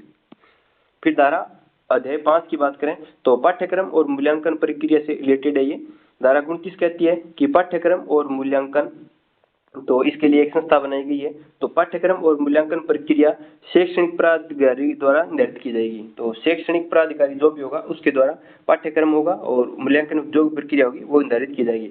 लेकिन राजस्थान के अंतर्गत यह संस्था है वो, ये आप याद रखेंगे, RSCA CERT है वो, इसका पूरा नाम SIERT था, वो उदयपुर है, वो ये काम करती है। तो धारा 29 के अंत क्या आगे लिखा हुआ है कि पहले तो हमने याद किया था कि गुरु जम्बो जी हैं, उनके 29 नियम है जो पाठ्यक्रम और मूल्यांकन पर आधारित है, यानी जीवन का मूल्यांकन करते हैं। तो और ये राजस्थान में ये संस्था है RSERT, इसका मुख्यालय उदयपुर में है और ये पाठ्यक्रम और मूल्यांकन का निर्धारण करती है। तो आप कमेंट में मुझे बताएंगे कि RSERT के फुल फॉर्म क्या है और साथ ही इसकी स्थापना है वो कब हुई थी, ये आप कमेंट में जरूर बताएंगे। आगे हम बात करें धारा 30 की, तो परीक्षा और प्रमाण पत्र से रिलेटेड है ये धारा 30। तो कक्षा 8 पूरी होने तक किसी भी बालक को बोर्ड परीक्षा में बैठना आवश्यक नहीं होगा। तो और साथ ही क्या है कि प्रारंभिक शिक्षा पूरी करने पर प्रत्येक बालक को एक समापन प्रमाण पत्र भी दिया जाएगा। तो ये आपको याद रखना है कि प्रमाण पत्र, परीक्षा और प्रमाण पत्र से रिलेटेड धारा 30 है, यानी जो पाठ्यक्रम है और मूल्यांकन पूरा हो जाएगा तो उसके बाद बच्चे को प्रमाण पत्र है वो दिया जाएगा। तो धारा 29 मूल्यांकन से रिलेटेड है, तो पाठ्यक्रम जो भी होगा वो बच्चा पढ़ लेगा, उसके बाद उसका मूल्यांकन होगा, अगर वो पास हो जाता है तो उसे प्रमाण पत्र है वो धारा 30 के तहत दिया जाएगा। तो आप याद रखेंगे कि प्रारंभिक शिक्षा पूरी करने पर प्रत्येक बालक को एक समापन प्रमाण पत्र भी दिया जाएगा। फिर आगे बात करें अध्याय 6 की, तो अध्याय 6 किससे रिलेटेड है, तो बाल अधिकारों का संरक्षण, यानी अध्याय 6 है ये बाल अधिकारों के संरक्षण से रिलेटेड है, जिसमें धारा 31 कहती है कि अधिकारियों की निगरानी और धारा 32 कहती है शिकायतों का निवारण। तो इन दोनों धाराओं को आप एक साथ याद रखेंगे। धारा 31 कहती है कि राष्ट्रीय बाल अधिकार संरक्षण आयोग, जिसे NCPCR के नाम से जाना जाता है, और साथ ही राज्य बाल संरक्षण आयोग, जिसे SCPCR के नाम से जाना जाता है, इस अधिनियम के तहत अधिकारों की निगरानी करेंगे। तो बच्चों के जो भी अधिकार होंगे उनकी निगरानी कौन करेगा, तो राष्ट्रीय स्तर पर है राष्ट्रीय बाल अधिकार संरक्षण आयोग, और इसी की तर्ज पर राज्य स्तर पर राज्य बाल संरक्षण आयोग है वो बनाया गया है, जो बालकों के अधिकारों की निगरानी है वो करेगा। धारा 32 क्या कहती है, शिकायतों का निवारण। तो अधिनियम का जब उल्लंघन होगा तो उससे संबंधित कोई भी शिकायत स्थानीय अधिकारी को की जा सकती है और उस शिकायत का निपटारा है वो 3 माह के अंदर है वो किया जाएगा। तो पहले तो आप याद रखेंगे कि बच्चों के अधिकारों की निगरानी कौन करेगा, तो जो भी बाल संरक्षण अधिकार आयोग है, राष्ट्रीय स्तर पर राष्ट्रीय हो गया और राज्य पर राज्य स्तरीय बाल अधिकार संरक्षण आयोग हो गया, तो ये निगरानी करेंगे। अगर कोई बच्चा शिकायत करता है तो धारा 32 के तहत उसका निवारण किया जाएगा, और कितने समय में, तो 3 माह के अंदर उस शिकायत का निवारण होगा। साथ ही जो भी स्थानीय अधिकारी है वो इस चीज का निवारण करेगा। फिर 33 और 34, तो हमने याद किया था कि 33 यानी 3 तो भारत यानी राष्ट्र हो गया, तो 3 पहले आएगा, तो 3 छोटा नाम है, तो भारत। इस प्रकार से आप याद रखेंगे कि राष्ट्रीय सलाहकार परिषद 3, और फिर राजस्थान यानी 4 शब्द आएंगे, तो राजस्थान में क्या है 4 शब्द हैं, तो धारा 3 और 4 यानी राज्य सलाहकार परिषद। तो 33 और 34 में क्या है, राष्ट्रीय सलाहकार परिषद और राज्य सलाहकार परिषद। और राष्ट्रीय सलाहकार परिषद है तो केंद्र सरकार गठन करेगी, और राज्य वाली है तो राज्य सरकार करेगी। और दोनों में सदस्यों की बात करें तो दोनों में ही अधिकतम 15 सदस्य हैं वो हो सकते हैं। और इनकी योग्यता की बात करें तो प्रारंभिक शिक्षा, साथ ही बाल विकास के क्षेत्र में ज्ञान और व्यवहारिक अनुभव है वो होना जरूरी है इन 15 सदस्यों को। तो ये दोनों साइड सेम ही है, तो आप याद रखेंगे कि राष्ट्रीय सलाहकार परिषद 33 में है और राज्य सलाहकार परिषद 34 में है, और राष्ट्रीय सलाहकार परिषद का गठन केंद्र सरकार और राज्य सलाहकार परिषद का राज्य सरकार, दोनों में 15 सदस्य होंगे। और उनके लिए योग्यता क्या होगी, जो प्रारंभिक शिक्षा और बाल विकास के क्षेत्र में ज्ञान होना चाहिए, साथ ही व्यवहारिक अनुभव उन्हें होना चाहिए। फिर अध्याय 7 की बात करें, दो किस रिलेटेड है, तो विविध प्रावधान यानी जो भी अलग हैं, जो भी बच गए इनके अलावा प्रावधान वो अध्याय 7 में शामिल किए गए हैं। तो धारा 35 यानी कोई अगर 3-5 करता है तो आप उसके लिए निर्देश जारी कर सकते हैं, तो 3-5 यानी 35, तो निर्देश जारी करने की शक्ति धारा 35 के अंतर्गत है। यानी केंद्र सरकार, राज्य सरकार या जो भी स्थानीय पदाधिकारी होंगे को उनको क्या है कि अधिनियम के कार्यान्वयन हेतु निर्देश जारी करने की शक्ति है। तो अगर कोई अधिकारी के सामने 3-5 करेगा तो वो निर्देश जारी कर देगा 3-5, तो 3-5 से क्या है 35, निर्देश जारी करने की शक्ति धारा 35 के अंतर्गत। फिर है धारा 36, अभिनियोजन के लिए पूर्व मंजूरी। तो 36, तो इसमें आप याद रखेंगे कि अगर आपके साथ किसी के 36 गुण मिल जाते हैं तभी है वो कोई आगे काम होगा, उसके लिए आपको मंजूरी मिलेगी। तो आप इसे शादी के रूप में देख सकते हैं कि अगर किसी के 36 गुण हैं वो मिल जाएंगे तभी है वो घर वाले अनुमति देते हैं, तो अभियोजन के लिए पूर्व मंजूरी। तो धारा 13(2), 18(5), 19(5), तो यहाँ पे क्या है, ये जुर्माने की धाराएं हैं सारी की सारी। तो ये जुर्माने की धाराएं हैं, तो इसके तहत जुर्माना लगाने की कार्रवाई है वो समक्ष अधिकारी की पूर्व मंजूरी के बिना नहीं की जा सकती। यानी अगर कोई जुर्माना लगाना चाहेगा कि सीधा ही जुर्माना लगा दिया, ऐसा नहीं चलेगा। आपको क्या है कि सक्षम जो भी अधिकारी होगा उससे पहले आपको मंजूरी लेनी पड़ेगी, यानी आपको 36 गुणे वो मिलाने पड़ेंगे, तभी वो आपको मंजूरी है वो देगा। तो जब भी जुर्माना लगाने की बात आएगी, अभियोजन से पूर्व मंजूरी धारा 36 ये कहती है।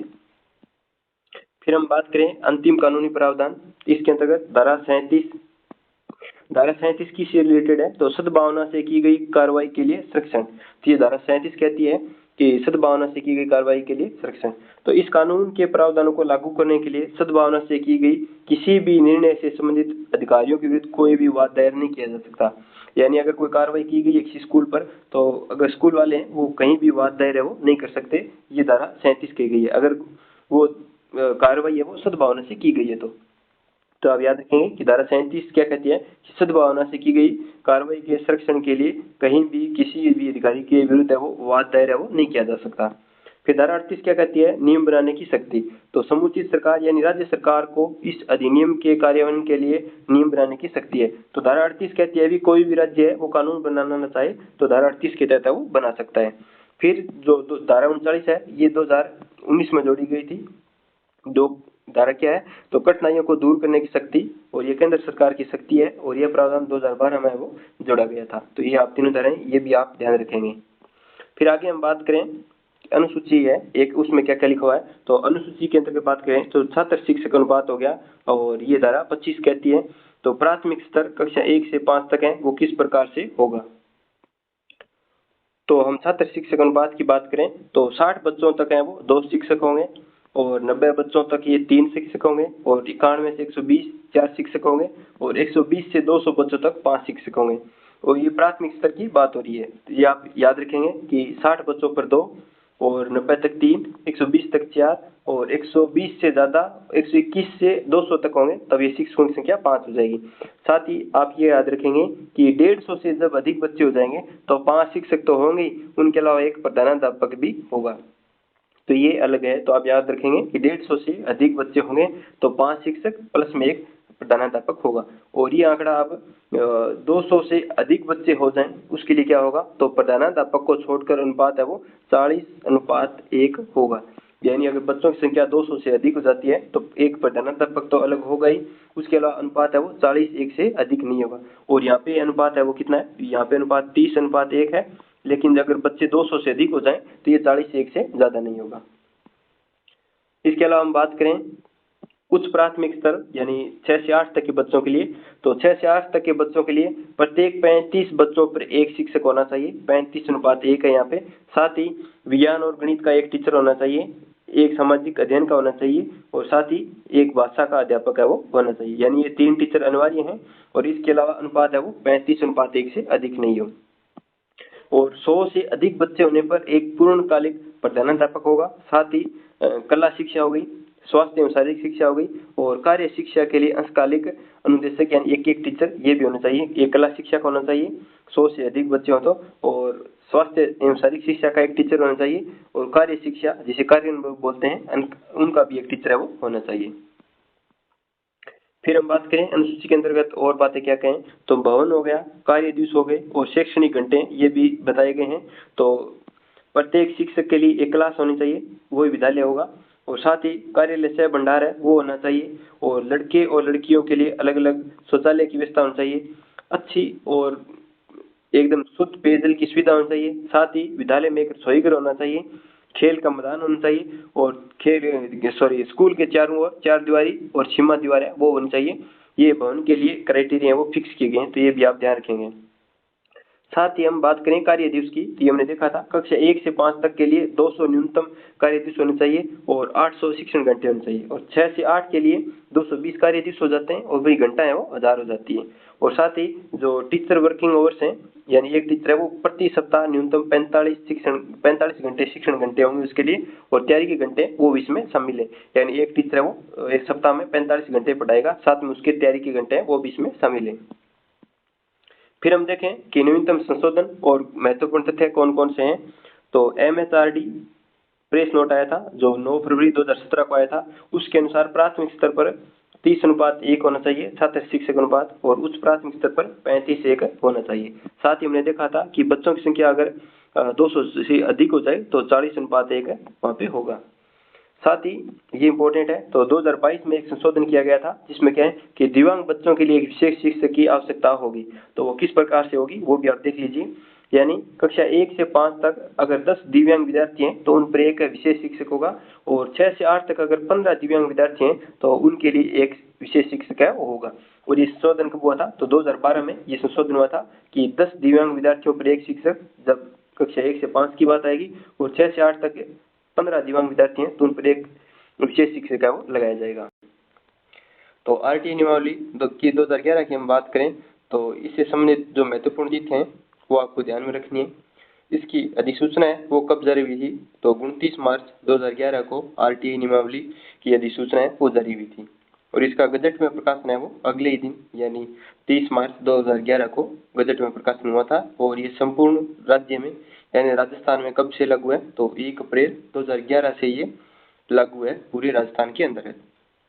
अब हम आरटीई नियमावली की संरचना की बात करें तो इसमें कुल अध्याय हैं वो कितने हैं? तो इसमें टोटल 10 अध्याय रहेंगे, और इनके अंतर्गत नियम है वो है 29। तो आपको ध्यान रखना है कि ये नियमावली है और उसमें क्या धाराएं थी, और ये नियमावली है तो इसके अंतर्गत नियम होंगे। तो 10 अध्याय हैं और 29 नियम है। और आरटीई 2009 के अंतर्गत क्या है उसमें धाराएं दी हुई हैं।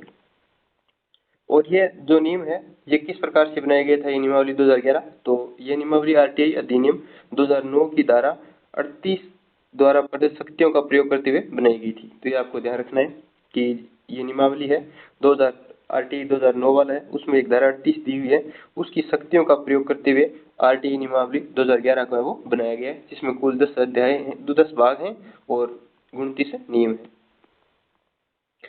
अब हम इन नियमों को भी याद करेंगे, और इन दोनों के अंतर्गत कंफ्यूजन रहता है कि उसमें धारा किस धारा में क्या लिखा हुआ है और किस नियम में क्या लिखा हुआ है। तो हम थोड़ा मैनेज करेंगे कि साथ में दोनों को पैरेलल है वो याद करें। हमारी रणनीति किस प्रकार से रहेगी?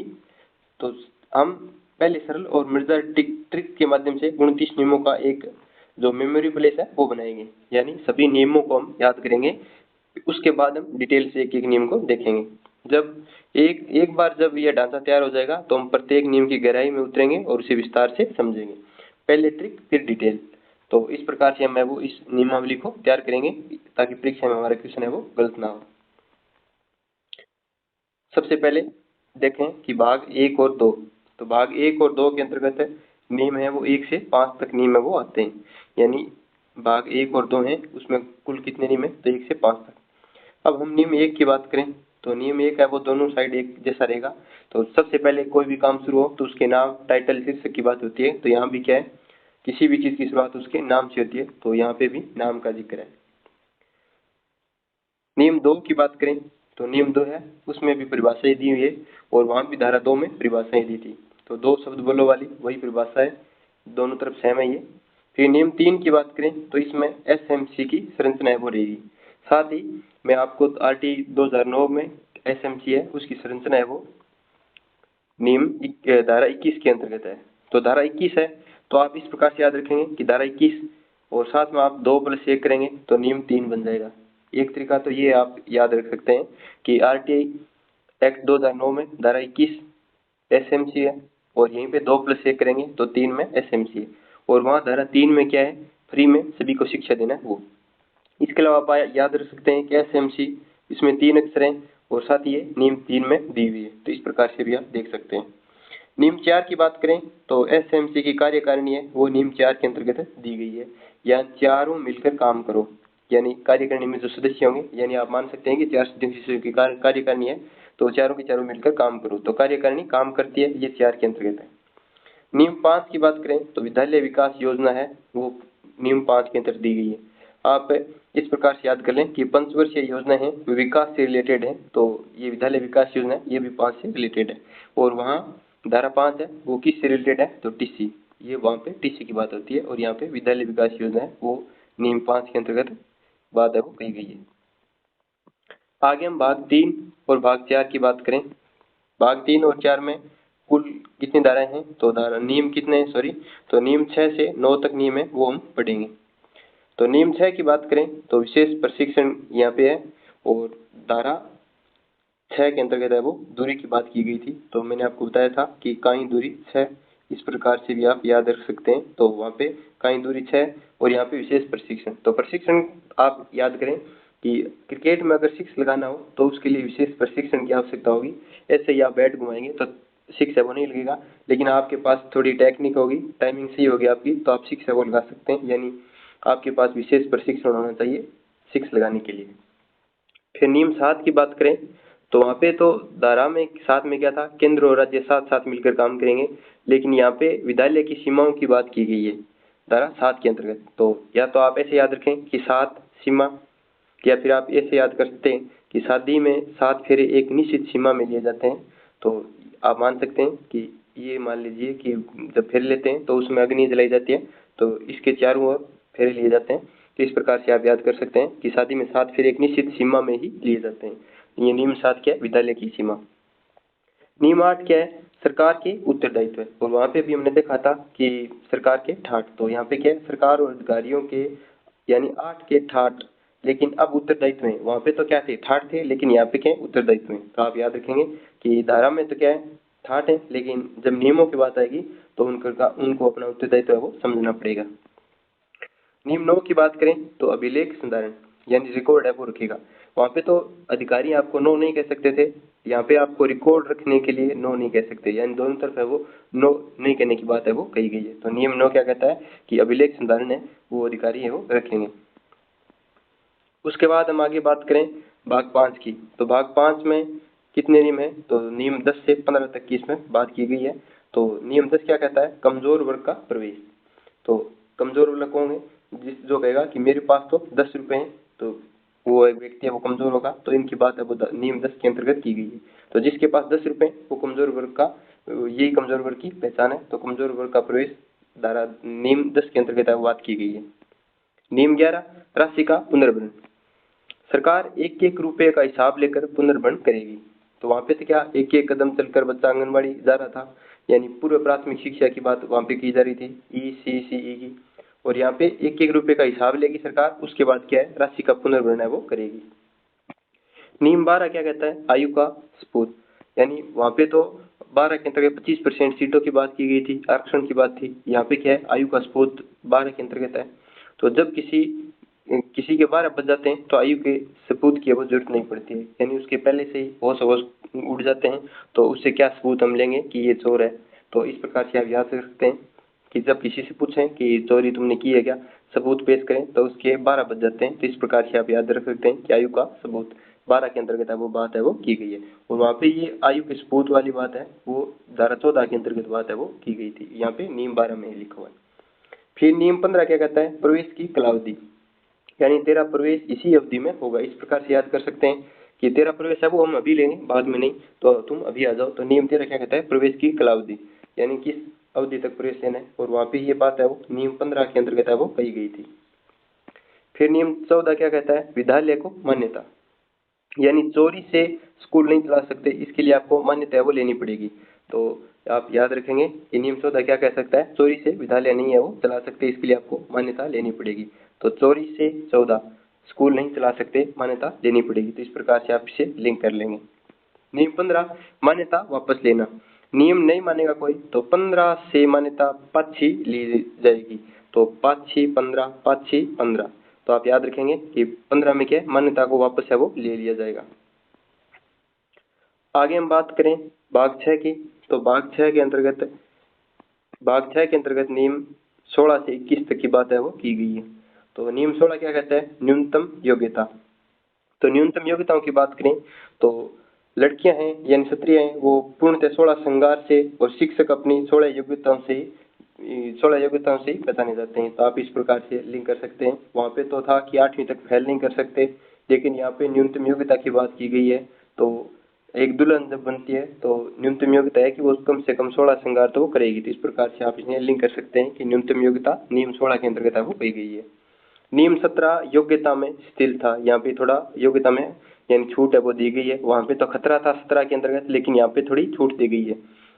धारा 17 में तो खतरा था, लेकिन यहाँ पे थोड़ी ढील यानी स्थिर था, छूट है वो दी गई है नियम 17 के अंतर्गत। नियम 18 क्या कहता है, योग्यता अर्जित करना, यानी पहली योग्यता में थोड़ी छूट दी है तो आपको इसका मतलब ये नहीं कि योग्यता आप नहीं भी लेंगे, लेकिन आपको योग्यता अर्जित करनी पड़ेगी। तो योग्यता आप याद करेंगे, 18 साल की उम्र में वोट देने या नौकरी की योग्यता वो अर्जित कर लेते हैं। तो इसी प्रकार से योग्यता अर्जित कब होती है, 18 साल की उम्र पूरी होने पर योग्यता वो अर्जित हो जाती है। और वहाँ पे 18 में क्या था, स्कूल से मान्यता, तो स्कूल की मान्यता लेनी पड़ेगी, वहाँ पे भी 18 में कही गई है बात। फिर नियम 19 वेतन और भत्तों की बात करता है। तो योग्यता में छूट दे दी, फिर योग्यता ले ली, तो वो बात क्या किस चीज़ की करेंगे, तो वेतन और भत्तों की बात करेंगे। 18 में नौकरी लगी और 19 में वेतन मिला, तो आप याद रखेंगे कि नौकरी लगने के बाद योग्यता पूरी आपके पास, तो आप वेतन और भत्तों की बात करेंगे। और वहाँ पे धारा 19 क्या कहती थी, मान और मानकों की बात है वो की गई थी। नियम 20 कहता है अध्यापकों का कर्तव्य, यानी अध्यापकों के क्या कर्तव्य हैं, 20 सूत्री कार्यक्रम की तरह आप याद रखेंगे कि इसमें 20 काम है वो अध्यापकों के दिए गए हैं। तो आप ध्यान रखेंगे कि टीचर हैं उनका काम सिर्फ पढ़ाने का नहीं है, उसके अलावा भी उनके 20 काम और हैं, तो वो काम नियम 20 के अंतर्गत है वो दिए गए हैं। फिर नियम 21 क्या कहता है, छात्र शिक्षक अनुपात। तो वहाँ पे अनुपात की बात हमने 25 के अंतर्गत है वो की गई थी, धारा 25 में क्या है, छात्र शिक्षक अनुपात की बात करता है। और यहाँ पे नियम 21 है वो छात्र शिक्षक अनुपात की बात करता है। और वहाँ पे धारा 21 है वो एसएमसी की बात करती है। और साथ ही यहाँ पे नियम 3 है वो एसएमसी की बात करता है। तो आप थोड़ा लिंक करना पड़ेगा आपको, बार बार आप देखेंगे तो आपको याद हो जाएगी। आप सुबह उठते ही अपने मन में थोड़ा दोहराव करेंगे कि नियम 21 क्या है, छात्र शिक्षक अनुपात है वो, और वहाँ पे धारा 25 है। इस प्रकार से आप रोजाना 2-4 बार दिन में जब भी आप बैठे 5 मिनट तो ऐसे सोचेंगे तो आपको ये याद हो जाएंगे। छात्र और शिक्षक 2-1 होकर स्कूल चलाएंगे, यानी दो बच्चे तो एक शिक्षक होगा, इस प्रकार से स्कूल है वो चलाएंगे। तो ये नियम 21 छात्र शिक्षक अनुपात के बारे में बात करता है। आगे हम बात करें नियम 22 और 22 से 29 तक की, तो इनकी भी ये 29 तक नियम में सारे 10 भाग है। तो नियम 22 क्या है, शैक्षिक प्राधिकारी यानी RSERT की बात करता है। तो बच्चों को शिक्षा दो, तो बच्चों को शिक्षा दो, तो जो भी शैक्षिक प्राधिकारी होगा वो क्या कहेगा, स्कूल में आएगा तब कि आप बच्चों को शिक्षा दो, तो 2-2 से क्या हो जाएगा, 22 है वो हो जाएगा। इस प्रकार से आप इन्हें याद करेंगे। फिर आगे नियम 24 की बात करें तो शिक्षक शिकायत निवारण। शिक्षक अपनी शिकायत चौकी में दर्ज कराएंगे। तो शिक्षकों की जो भी शिकायतें होंगी वो सारी अपनी कहाँ पे, चौकी, यानी 24। तो वहाँ पे तो 24 में शिक्षकों के कर्तव्य थे, और यहाँ पे क्या है, शिकायतों की बात है वो की गई है नियम 24 के अंतर्गत। अगर शिकायतों के निवारण केंद्र है तो नियम 25 है वो अभिभावक शिकायत निवारण की बात की करता है, यानी 24 में पहले शिक्षकों की शिकायतों का निवारण होगा, उसके बाद है वो अभिभावक हैं उनकी शिकायतों का निवारण होगा, यानी 25 पेरेंट्स की शिकायत, तो पै से 25 पै से पेरेंट्स, इस प्रकार से आप याद रखेंगे। और शिक्षक 24 चौकी में शिकायत है वो दर्ज कराएंगे, इस प्रकार से आप इन्हें लिंक करेंगे। नियम 26 बाल अधिकार संरक्षण की बात करता है। तो बच्चे की छवि यानी 26 को बिगड़ने नहीं देना, यानी जो बच्चे की जो भी छवि है तो उसे कौन नहीं बिगड़ने देगा, यानी बाल अधिकार संरक्षण है वो नहीं बिगड़ने देंगे। तो नियम 26 बाल अधिकार संरक्षण से रिलेटेड है। नियम 27 तो वहाँ पे था कि जो भी शिक्षक हैं उन्हें सताना नहीं है, और यहाँ पे क्या है, बच्चों को सताना नहीं है, यानी 27 में हेल्पलाइन नंबर है वो दिए गए हैं। और साथ ही चाइल्ड हेल्पलाइन यानी बच्चों से जो भी शिकायतें होंगी वो नियम 27 है वो बात करता है। नियम 28 क्या है, अंतिम नियम है ये, शंकाओं का निवारण, यानी गुरु जम्बेश्वर जी के 29 नियम है वो दुखों का निवारण करते हैं। और वहाँ पे जो 29वीं धारा थी उसमें क्या था, पाठ्यक्रम मूल्यांकन से रिलेटेड थी। वहाँ पे तो जाम्बू जी के नियम है वो जीवन का मूल्यांकन कर रहे थे, और यहाँ पे दुखों का निवारण कर रहे हैं। तो इस प्रकार से आप इन नियमों को एक बार और देख लें तो आपको ये याद हो जाएंगे। अब हम एक एक नियम को थोड़ा डिटेल से देखेंगे। अब आगे हम थोड़ा विस्तृत विश्लेषण भी इनका देख लेते हैं। तो हम भाग 1 और 2 के अंतर्गत जो भी नियम है, यानी नियम 1, 2 और 3, 5 हैं, इन 3 से 5 तक ये भाग 1 और 2 हम दोनों साथ देखेंगे। तो भाग 1 में बात करें तो सबसे पहले नियम 1 की बात करें तो नियम 1 के अंतर्गत क्या है, संक्षिप्त नाम हो गए, प्रसार हो गए और प्रारंभ हो गए। साथ ही ये कब लागू हुआ था पूरे राजस्थान के अंतर्गत, तो 1 अप्रैल 2011 से लागू हुआ। ये सारी की सारी बातें हैं ये नियम 1 के अंतर्गत लिखी हुई है। नियम 2 की बात करें तो इसमें जितनी भी परिभाषाएं हैं, जैसे विद्यालय हो गया, बालक हो गया, कमजोर वर्ग हो गया, इस प्रकार की जो जितनी भी परिभाषाएं हैं ये नियम 2 के अंतर्गत है वो दी गई है। आगे हम बात करें भाग 2 की, तो भाग 2 है वो विद्यालय प्रबंधन समिति यानी एसएमसी से रिलेटेड है, हमने देखा था। तो ये नियम 3 से 5 तक है वो दिया गया है। हम नियम 3 की बात करें तो इसके अंतर्गत एसएमसी की संरचना और कार्यों की बात की गई है। हम एक एसएमसी और एसडीएमसी इन दोनों का एक वीडियो कंबाइंड रूप से अलग बनाएंगे। यहाँ पे हम देख लें कि प्रत्येक 2 वर्ष में है वो पुनर्गठन है वो इसका अनिवार्य है, यानी जो भी एसएमसी है उसका प्रत्येक 2 वर्ष में पुनर्गठन किया जाएगा। नियम 4 क्या कहता है फिर, एसएमसी की कार्यकारिणी समिति के बारे में बात करता है और इसका गठन और कार्य है वो नियम 4 के अंतर्गत है वो दिए गए हैं। नियम 5 फिर विद्यालय विकास योजना से रिलेटेड है। तो ये योजना होगी या 3 वर्ष की विद्यालय विकास योजना बनाई जाएगी जिसमें 3 वार्षिक उप योजनाएं भी शामिल होंगी। तो ये नियम भाग 1 और 2 हैं। तो आप याद करेंगे कि भाग 1 में नियम 2 आएगा और नियम 1 है ये पहले आता है, उसके बाद भाग 1 के अंतर्गत नियम 2 है और भाग 2 में 3 से 5 तक नियम दिए हुए हैं। 3 एसएमसी की बात करता है और धारा 21 एसएमसी की बात करती है। और फिर जब एसएमसी बन जाएगी तो कार्यकारिणी समिति होगी, तो 4 लोग मिलकर हैं वो स्कूल की कार्यकारिणी समिति को संभालेंगे। और फिर 5 वर्षीय योजना है वो विकास से रिलेटेड थी, तो 5वां यहाँ पर नियम है वो विद्यालय विकास योजना से रिलेटेड होगा और ये 3 वर्षीय योजना होगी। आगे हम बात करें एसएमसी, मैं थोड़ा बता देता हूँ आपको यहाँ पे।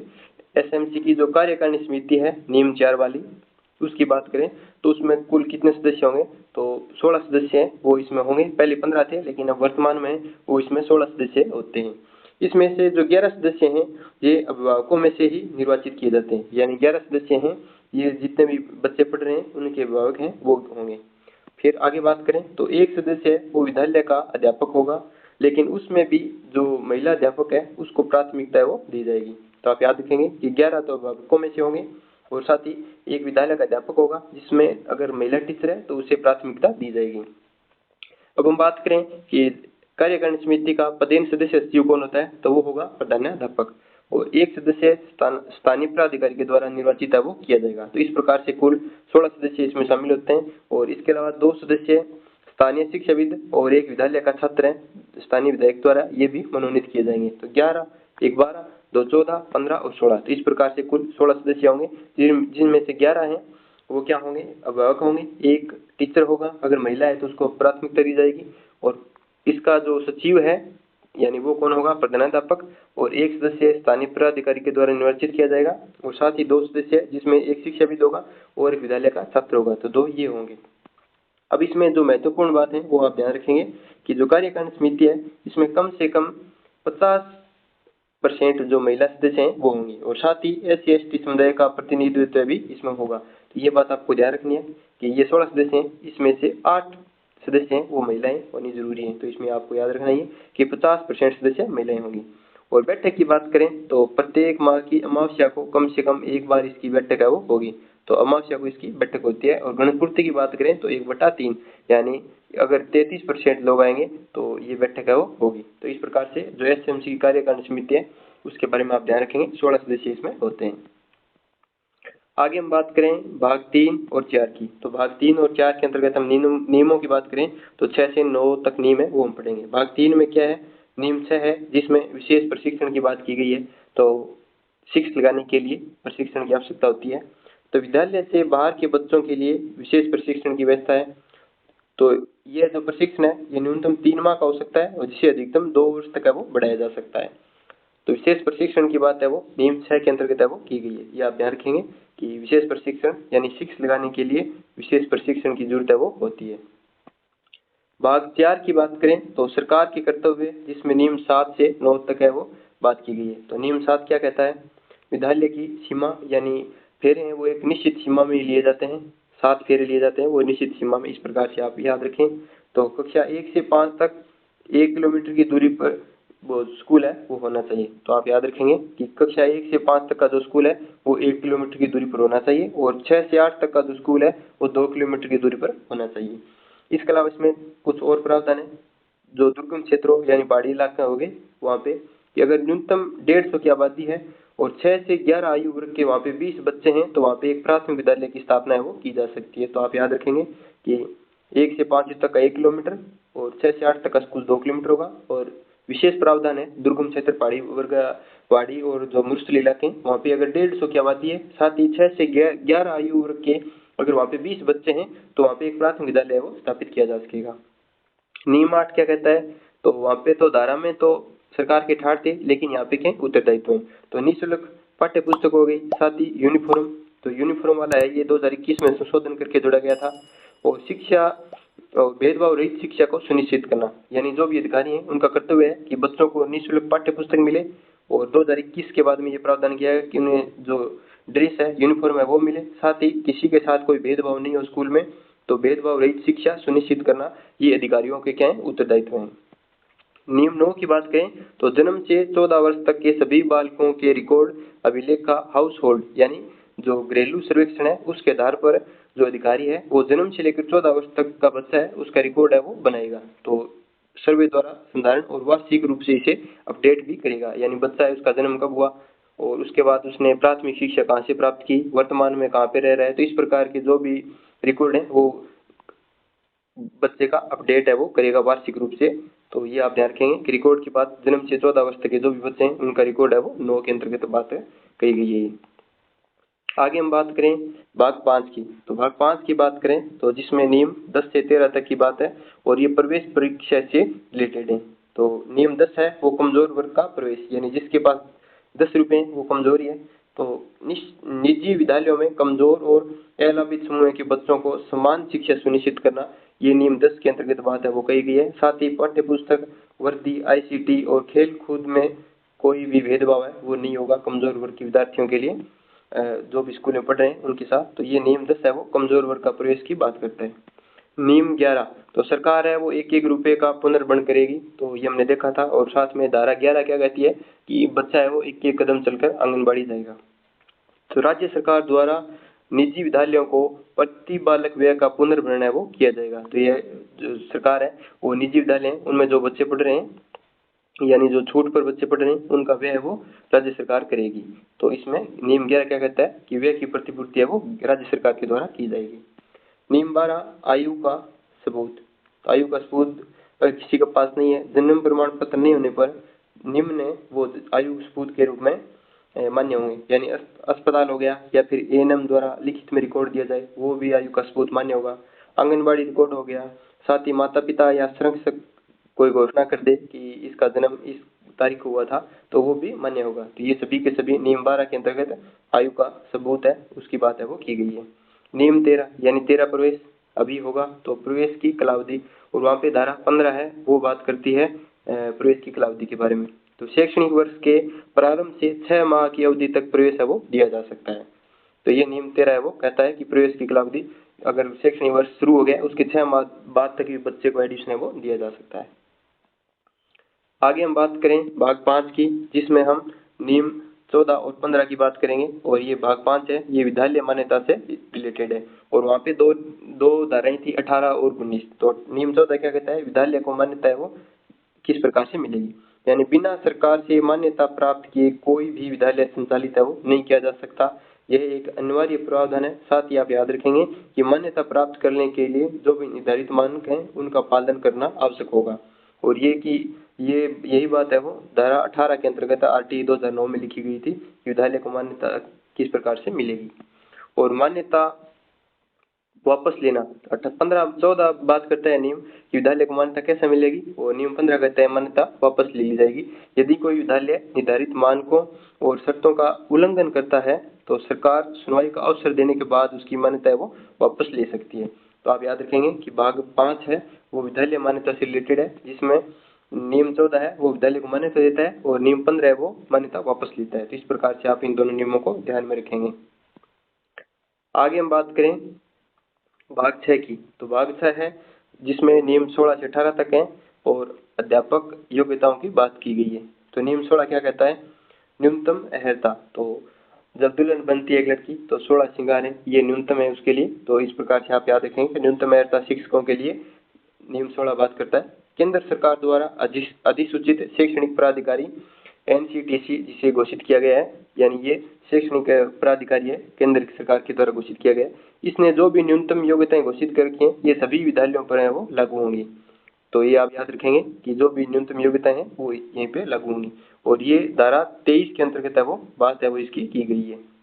और यहाँ पे नियम 16 है वो न्यूनतम अर्हताओं की बात करता है। नियम 17 की बात करें तो ये योग्यताओं में छूट देता है, यानी अर्हताओं में स्थिरता है वो प्रदान करता है। और वहाँ पे क्या है, बच्चे को खतरा, यानी 17 में खतरा की बात की गई थी, लेकिन यहाँ पे क्या है, खतरे से थोड़ी छूट है वो दी गई है। तो यदि राज्य में पर्याप्त शिक्षक प्रशिक्षण संस्थान न हो, यानी मान लीजिए कि अगर कोई टीचर है वो शैक्षणिक प्रशिक्षण संस्थान अगर राज्य में पर्याप्त नहीं है, तो राज्य सरकार है वो केंद्र से न्यूनतम योग्यताओं में छूट का अनुरोध है वो कर सकती है। तो ये आप याद रखेंगे कि अगर शिक्षक के पास कोई न्यूनतम योग्यताएं नहीं है और साथ ही राज्य में पर्याप्त शिक्षक प्रशिक्षण संस्थान नहीं है, तो राज्य सरकार है वो केंद्र सरकार से न्यूनतम योग्यता में छूट का अनुरोध है वो कर सकती है। ये नियम 17 के अंतर्गत है वो कहा गया है। नियम 18 की बात करें तो न्यूनतम अर्हता अर्जित करना। तो हमने बात की थी कि 18 साल के आप हो जाते हो तो जॉब लगने के योग्य हो जाते हो, साथ ही आपका वोट बन जाता है तो वोट देने के लिए भी योग्य हो जाते हो। तो न्यूनतम जो भी योग्यता है वो आप है वो अर्जित कर लेते हो। तो इसमें बात की गई है कि अधिनियम प्रारंभ से 5 वर्ष के भीतर सभी कार्यरत अध्यापकों को न्यूनतम योग्यताएं अर्जित करनी होगी, ये नियम 18 है वो कहता है। और वहाँ पे नियम 18 है वो स्कूल को मान्यता प्रदान करने से रिलेटेड था, धारा 18 और यहाँ पे नियम 18 है। आगे हम बात करें भाग 6 की, तो भाग 6 के अंतर्गत नियम 19 से 21 तक बात की गई है, जिसमें अध्यापक जो भी हैं उनके अधिकार और कर्तव्यों की बात की गई है। तो नियम 19 क्या कहता है, वेतन भत्ते और सेवा शर्तों की बात करता है।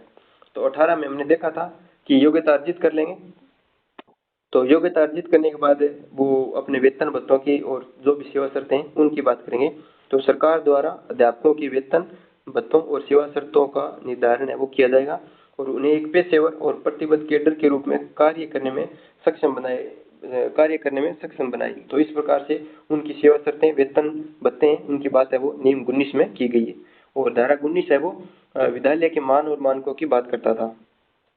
नियम 20 की बात करें तो इसमें अध्यापकों के जो भी कर्तव्य हैं, यानी पहले योग्यता की बात की 17 में, फिर 18 में, फिर 19 है उसमें वेतन भत्तों की बात कर ली। तो अगर अगला टीचर वेतन भत्तों की बात करेगा तो उसके बाद में जो भी अधिकारी होगा वो उसे अपने उसके कर्तव्य भी बताएगा कि आपके क्या कर्तव्य हैं। तो नियम 20 है वो अध्यापकों के कर्तव्य से रिलेटेड है, जिसमें नियमित रूप से शिक्षण कराना, पाठ्यक्रम पूरा कराना, प्रशिक्षण, पाठ्यक्रम विकास और साथ ही पाठ्य पुस्तक निर्माण में भाग लेना। तो ये आप सभी को पता ही है कि शिक्षक के क्या क्या कर्तव्य हैं, और वहाँ पे धारा 24 में भी हमने ये देखे थे। फिर नियम 21 छात्र शिक्षक अनुपात की बात करता है, और साथ ही धारा 25 है वो छात्र शिक्षक अनुपात की बात करती है, और धारा 21 है वो एसएमसी की बात करती है, और नियम 3 है वो एसएमसी की बात करता है।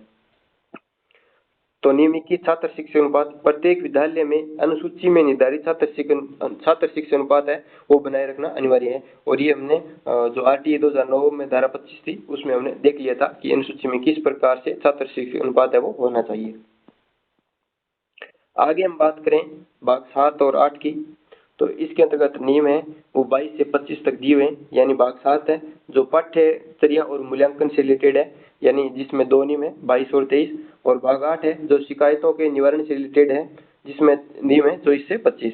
तो 22 की बात करें तो शैक्षणिक पदाधिकारी, यानी जो भी अधिकारी आएगा वो कहेगा कि बच्चों को शिक्षा दो, तो 2 से आप याद रखेंगे 22। तो यहाँ पे राजस्थान में पाठ्यक्रम और मूल्यांकन प्रक्रिया निर्धारण करने के लिए अधिकार संस्था RSERT उदयपुर है। ये हमने नियम 29 में देखा, धारा 29 में देखा था। धारा 29 ही वो शैक्षणिक पदाधिकारी है वो RSERT उदयपुर को घोषित किया गया है, और नियम 22 में जो RSERT है उसे राजस्थान में पाठ्यक्रम और मूल्यांकन प्रक्रिया निर्धारण करने के लिए जो अधिकार संस्था है उसे बनाया गया है। नियम 23 की बात करें तो ये प्रमाण पत्र की बात करता है, यानी प्रारंभिक शिक्षा पूरी करने के 1 माह के भीतर विद्यालय के प्रधानाध्यापक द्वारा प्रमाण पत्र वो जारी किया जाएगा। यानी जब बच्चा अपनी प्रारंभिक शिक्षा पूरी कर लेगा तो उसे 1 माह के भीतर जो भी स्कूल के प्रधानाध्यापक हैं वो उसे प्रमाण पत्र देंगे कि आपकी जो प्रारंभिक शिक्षा है वो पूरी हो गई है। तो नियम 23 है वो प्रमाण पत्र से रिलेटेड है, आप ध्यान रखेंगे। इसे आप ऐसे याद रख सकते हैं कि 21 की उम्र में आपकी शादी होती है तो 23 की उम्र में आपका विवाह पंजीयन है जो यानी विवाह का जो प्रमाण पत्र है वो बन जाता है। तो इस प्रकार से आप इसे लिंक कर सकते हैं। आगे हम बात करें भाग 8 जो शिकायतों का निवारण से रिलेटेड है, तो इसके अंतर्गत नियम 24 है। तो नियम 24 की बात करें तो अध्यापकों की शिकायत के निवारण के लिए ब्लॉक और जिला स्तर पर समितियां वो बनाई जाएगी। तो धारा 24 के अंतर्गत है वो शिक्षकों के कर्तव्य यानी 24 थी, और यहाँ पे 24 क्या है यानी चौकी में जाकर आपको शिकायत करनी है। तो अध्यापकों की जो भी शिकायतें होंगी वो अपनी शिकायतें उनके निवारण के लिए ब्लॉक और जिला स्तर पर है वो समितियां वो बनाई जाएगी। फिर अगर अध्यापकों की शिकायत है तो उसके बाद में बच्चों की भी शिकायत हो सकती है, साथ ही उनके माता पिता हैं उनकी भी शिकायत हो सकती है। तो उनके लिए भी धारा नियम 25 है वो बालकों और माता पिता की शिकायतों का निवारण के लिए एक तंत्र है वो बनाया गया है। तो भाग 8 है वो शिकायतों के निवारण से रिलेटेड है, जिसमें नियम 24 है वो अध्यापकों की शिकायतों का निवारण करेगा, और नियम 25 है वो बालकों और उनके माता पिता हैं उनकी शिकायतें उनका निवारण है वो करेगा।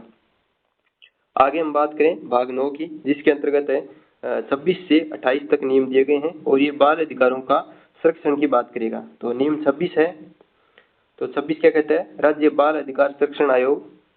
तो ये नियम 26 के अंतर्गत दिया हुआ है, जिसे हम RSCP-CR बोलते हैं, यानी राज्य बाल अधिकार संरक्षण आयोग। तो यह आयोग बाल अधिकारों यह आयोग है वो बाल शिक्षा के अधिकारों से संबंधित मामलों की निगरानी और साथ ही सुरक्षा के लिए अपने कर्तव्यों का निर्वहन करेगा। तो ये नियम है वो 26 के अंतर्गत है वो बात की गई है। ये आप ध्यान रखेंगे, नियम 26 है वो राज्य बाल अधिकार संरक्षण आयोग से रिलेटेड है। नियम 27 की बात करें तो शिकायत प्रस्तुत करने की रीति, यानी जो भी बच्चों की शिकायतें होंगी वो शिकायतें वो किस प्रकार से करेंगे। तो ये जो प्रोसेस है वो नियम 27 के अंतर्गत है वो दी गई है, यानी बच्चों को सताना नहीं है।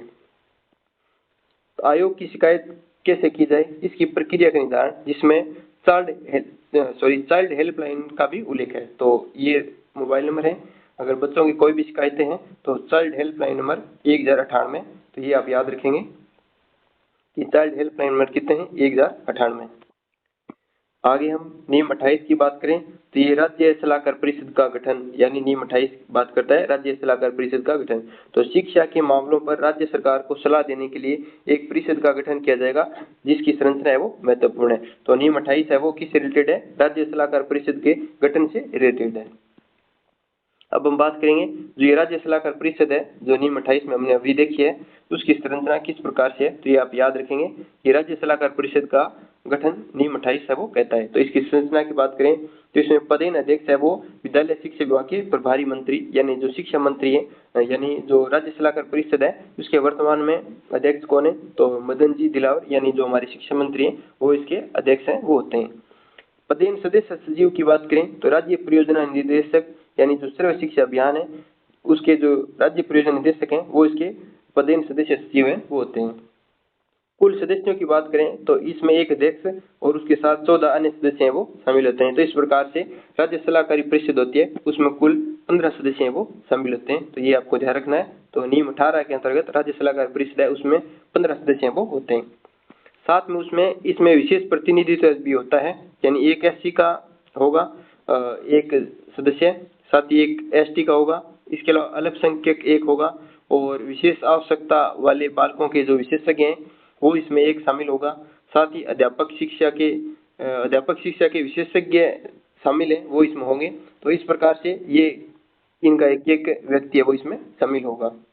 ये आपको ध्यान रखना है कि 14 जो भी सदस्य होंगे तो एक SC, एक ST, एक अल्पसंख्यक, एक विशेष आवश्यकता वाले बालकों के विशेषज्ञ, साथ ही अध्यापक शिक्षा के जो विशेषज्ञ हैं वो इसमें शामिल होंगे। इसके अलावा हम बात करें कि परिषद में कम से कम 1/3 सदस्य हैं वो महिलाएं होंगी। तो ये आपको याद रखना है कि राज्य सलाहकारी जो परिषद है उसमें से 15 में से 1/3 यानी 5 सदस्य हैं वो क्या होंगी, महिलाएं होंगी। तो ये भी आपको ध्यान में रखना है। अब इसकी बैठक की बात करें तो 2 बैठकों के मध्य अधिकतम 3 माह का अंतर हो सकता है, यानी 2 बैठक होंगी उसमें अधिकतम 3 माह का अंतर हो, तो हर 3 माह बाद इसकी बैठक है वो होगी राज्य सलाहकारी परिषद जो नियम 28 के अंतर्गत है। आगे हम बात करें नियम 29 की, तो भाग 10 के अंतर्गत दिया हुआ है। तो ये भाग 10 है वो हमारा प्रक्रिया नाम है इसका, और नियम 29 है वो शंकाओं का निवारण करता है, यानी इस नियमावली के प्रावधान को लागू करने में कोई कठिनाई या शंका होने पर राज्य सरकार है उसके द्वारा स्पष्टीकरण या निवारण किया जाएगा। तो आपको याद रखना है कि नियम 29 है वो शंकाओं का निवारण है वो करता है। अब हम बात करें संपूर्ण नियमावली एक दृष्टि में तो 10 अध्याय हैं, उसके आधार पर हम जो नियम है वो आसानी से याद कर सकते हैं। यहाँ पे 10 भाग हैं, तो पहला भाग है वो प्रारंभिक है जिसमें धारा 1 और 2, यानी 1 को पहले ले लें तो धारा 2 इसमें शामिल होती है। SMC है फिर जो धारा 2 में, जिसमें भाग 2 में, जिसमें नियम है 3, 4, 5। फिर प्रशिक्षण से रिलेटेड है भाग 3। फिर भाग 4 है वो कर्तव्यों की बात करेगा, और भाग 5 है वो प्रवेश की बात करेगा, और साथ ही भाग 6 है वो अध्यापकों से रिलेटेड है, और भाग 7 है वो पाठ्यचर्या से रिलेटेड है। भाग 8 शिकायतों का निवारण करेगा, और भाग 9 है वो संरक्षण की बात करता है, और भाग 10 है वो लास्ट में निवारण से रिलेटेड है, यानी जो भी शंकाएं होंगी उनका निवारण होगा। तो आप ये 10 नियम इस प्रकार से अपने शॉर्ट नोट्स बनाओ। तो ये आप बना के यहाँ पे इसमें कितनी भाग नियम है वो इस प्रकार से आप इन्हें एक साथ लिख सकते हैं। जो भी धाराएं आप नियम आपको याद नहीं होते हैं तो इस प्रकार से आप इन्हें एक जगह वो लिख लें, यानी सारे जितने भाग हैं उनका शॉर्ट में नाम लिख लें। प्रारंभिक, SMC, प्रशिक्षण, कर्तव्य, प्रवेश, अध्यापक, पाठ्यचर्या, शिकायत, संरक्षण और निवारण। तो यहाँ पे हमारा जो ये राजस्थान RT नियमावली 2011 है उसके भाग 10 और 29 नियम है, उनको हमने एक एक करके डिटेल में देख लिया है।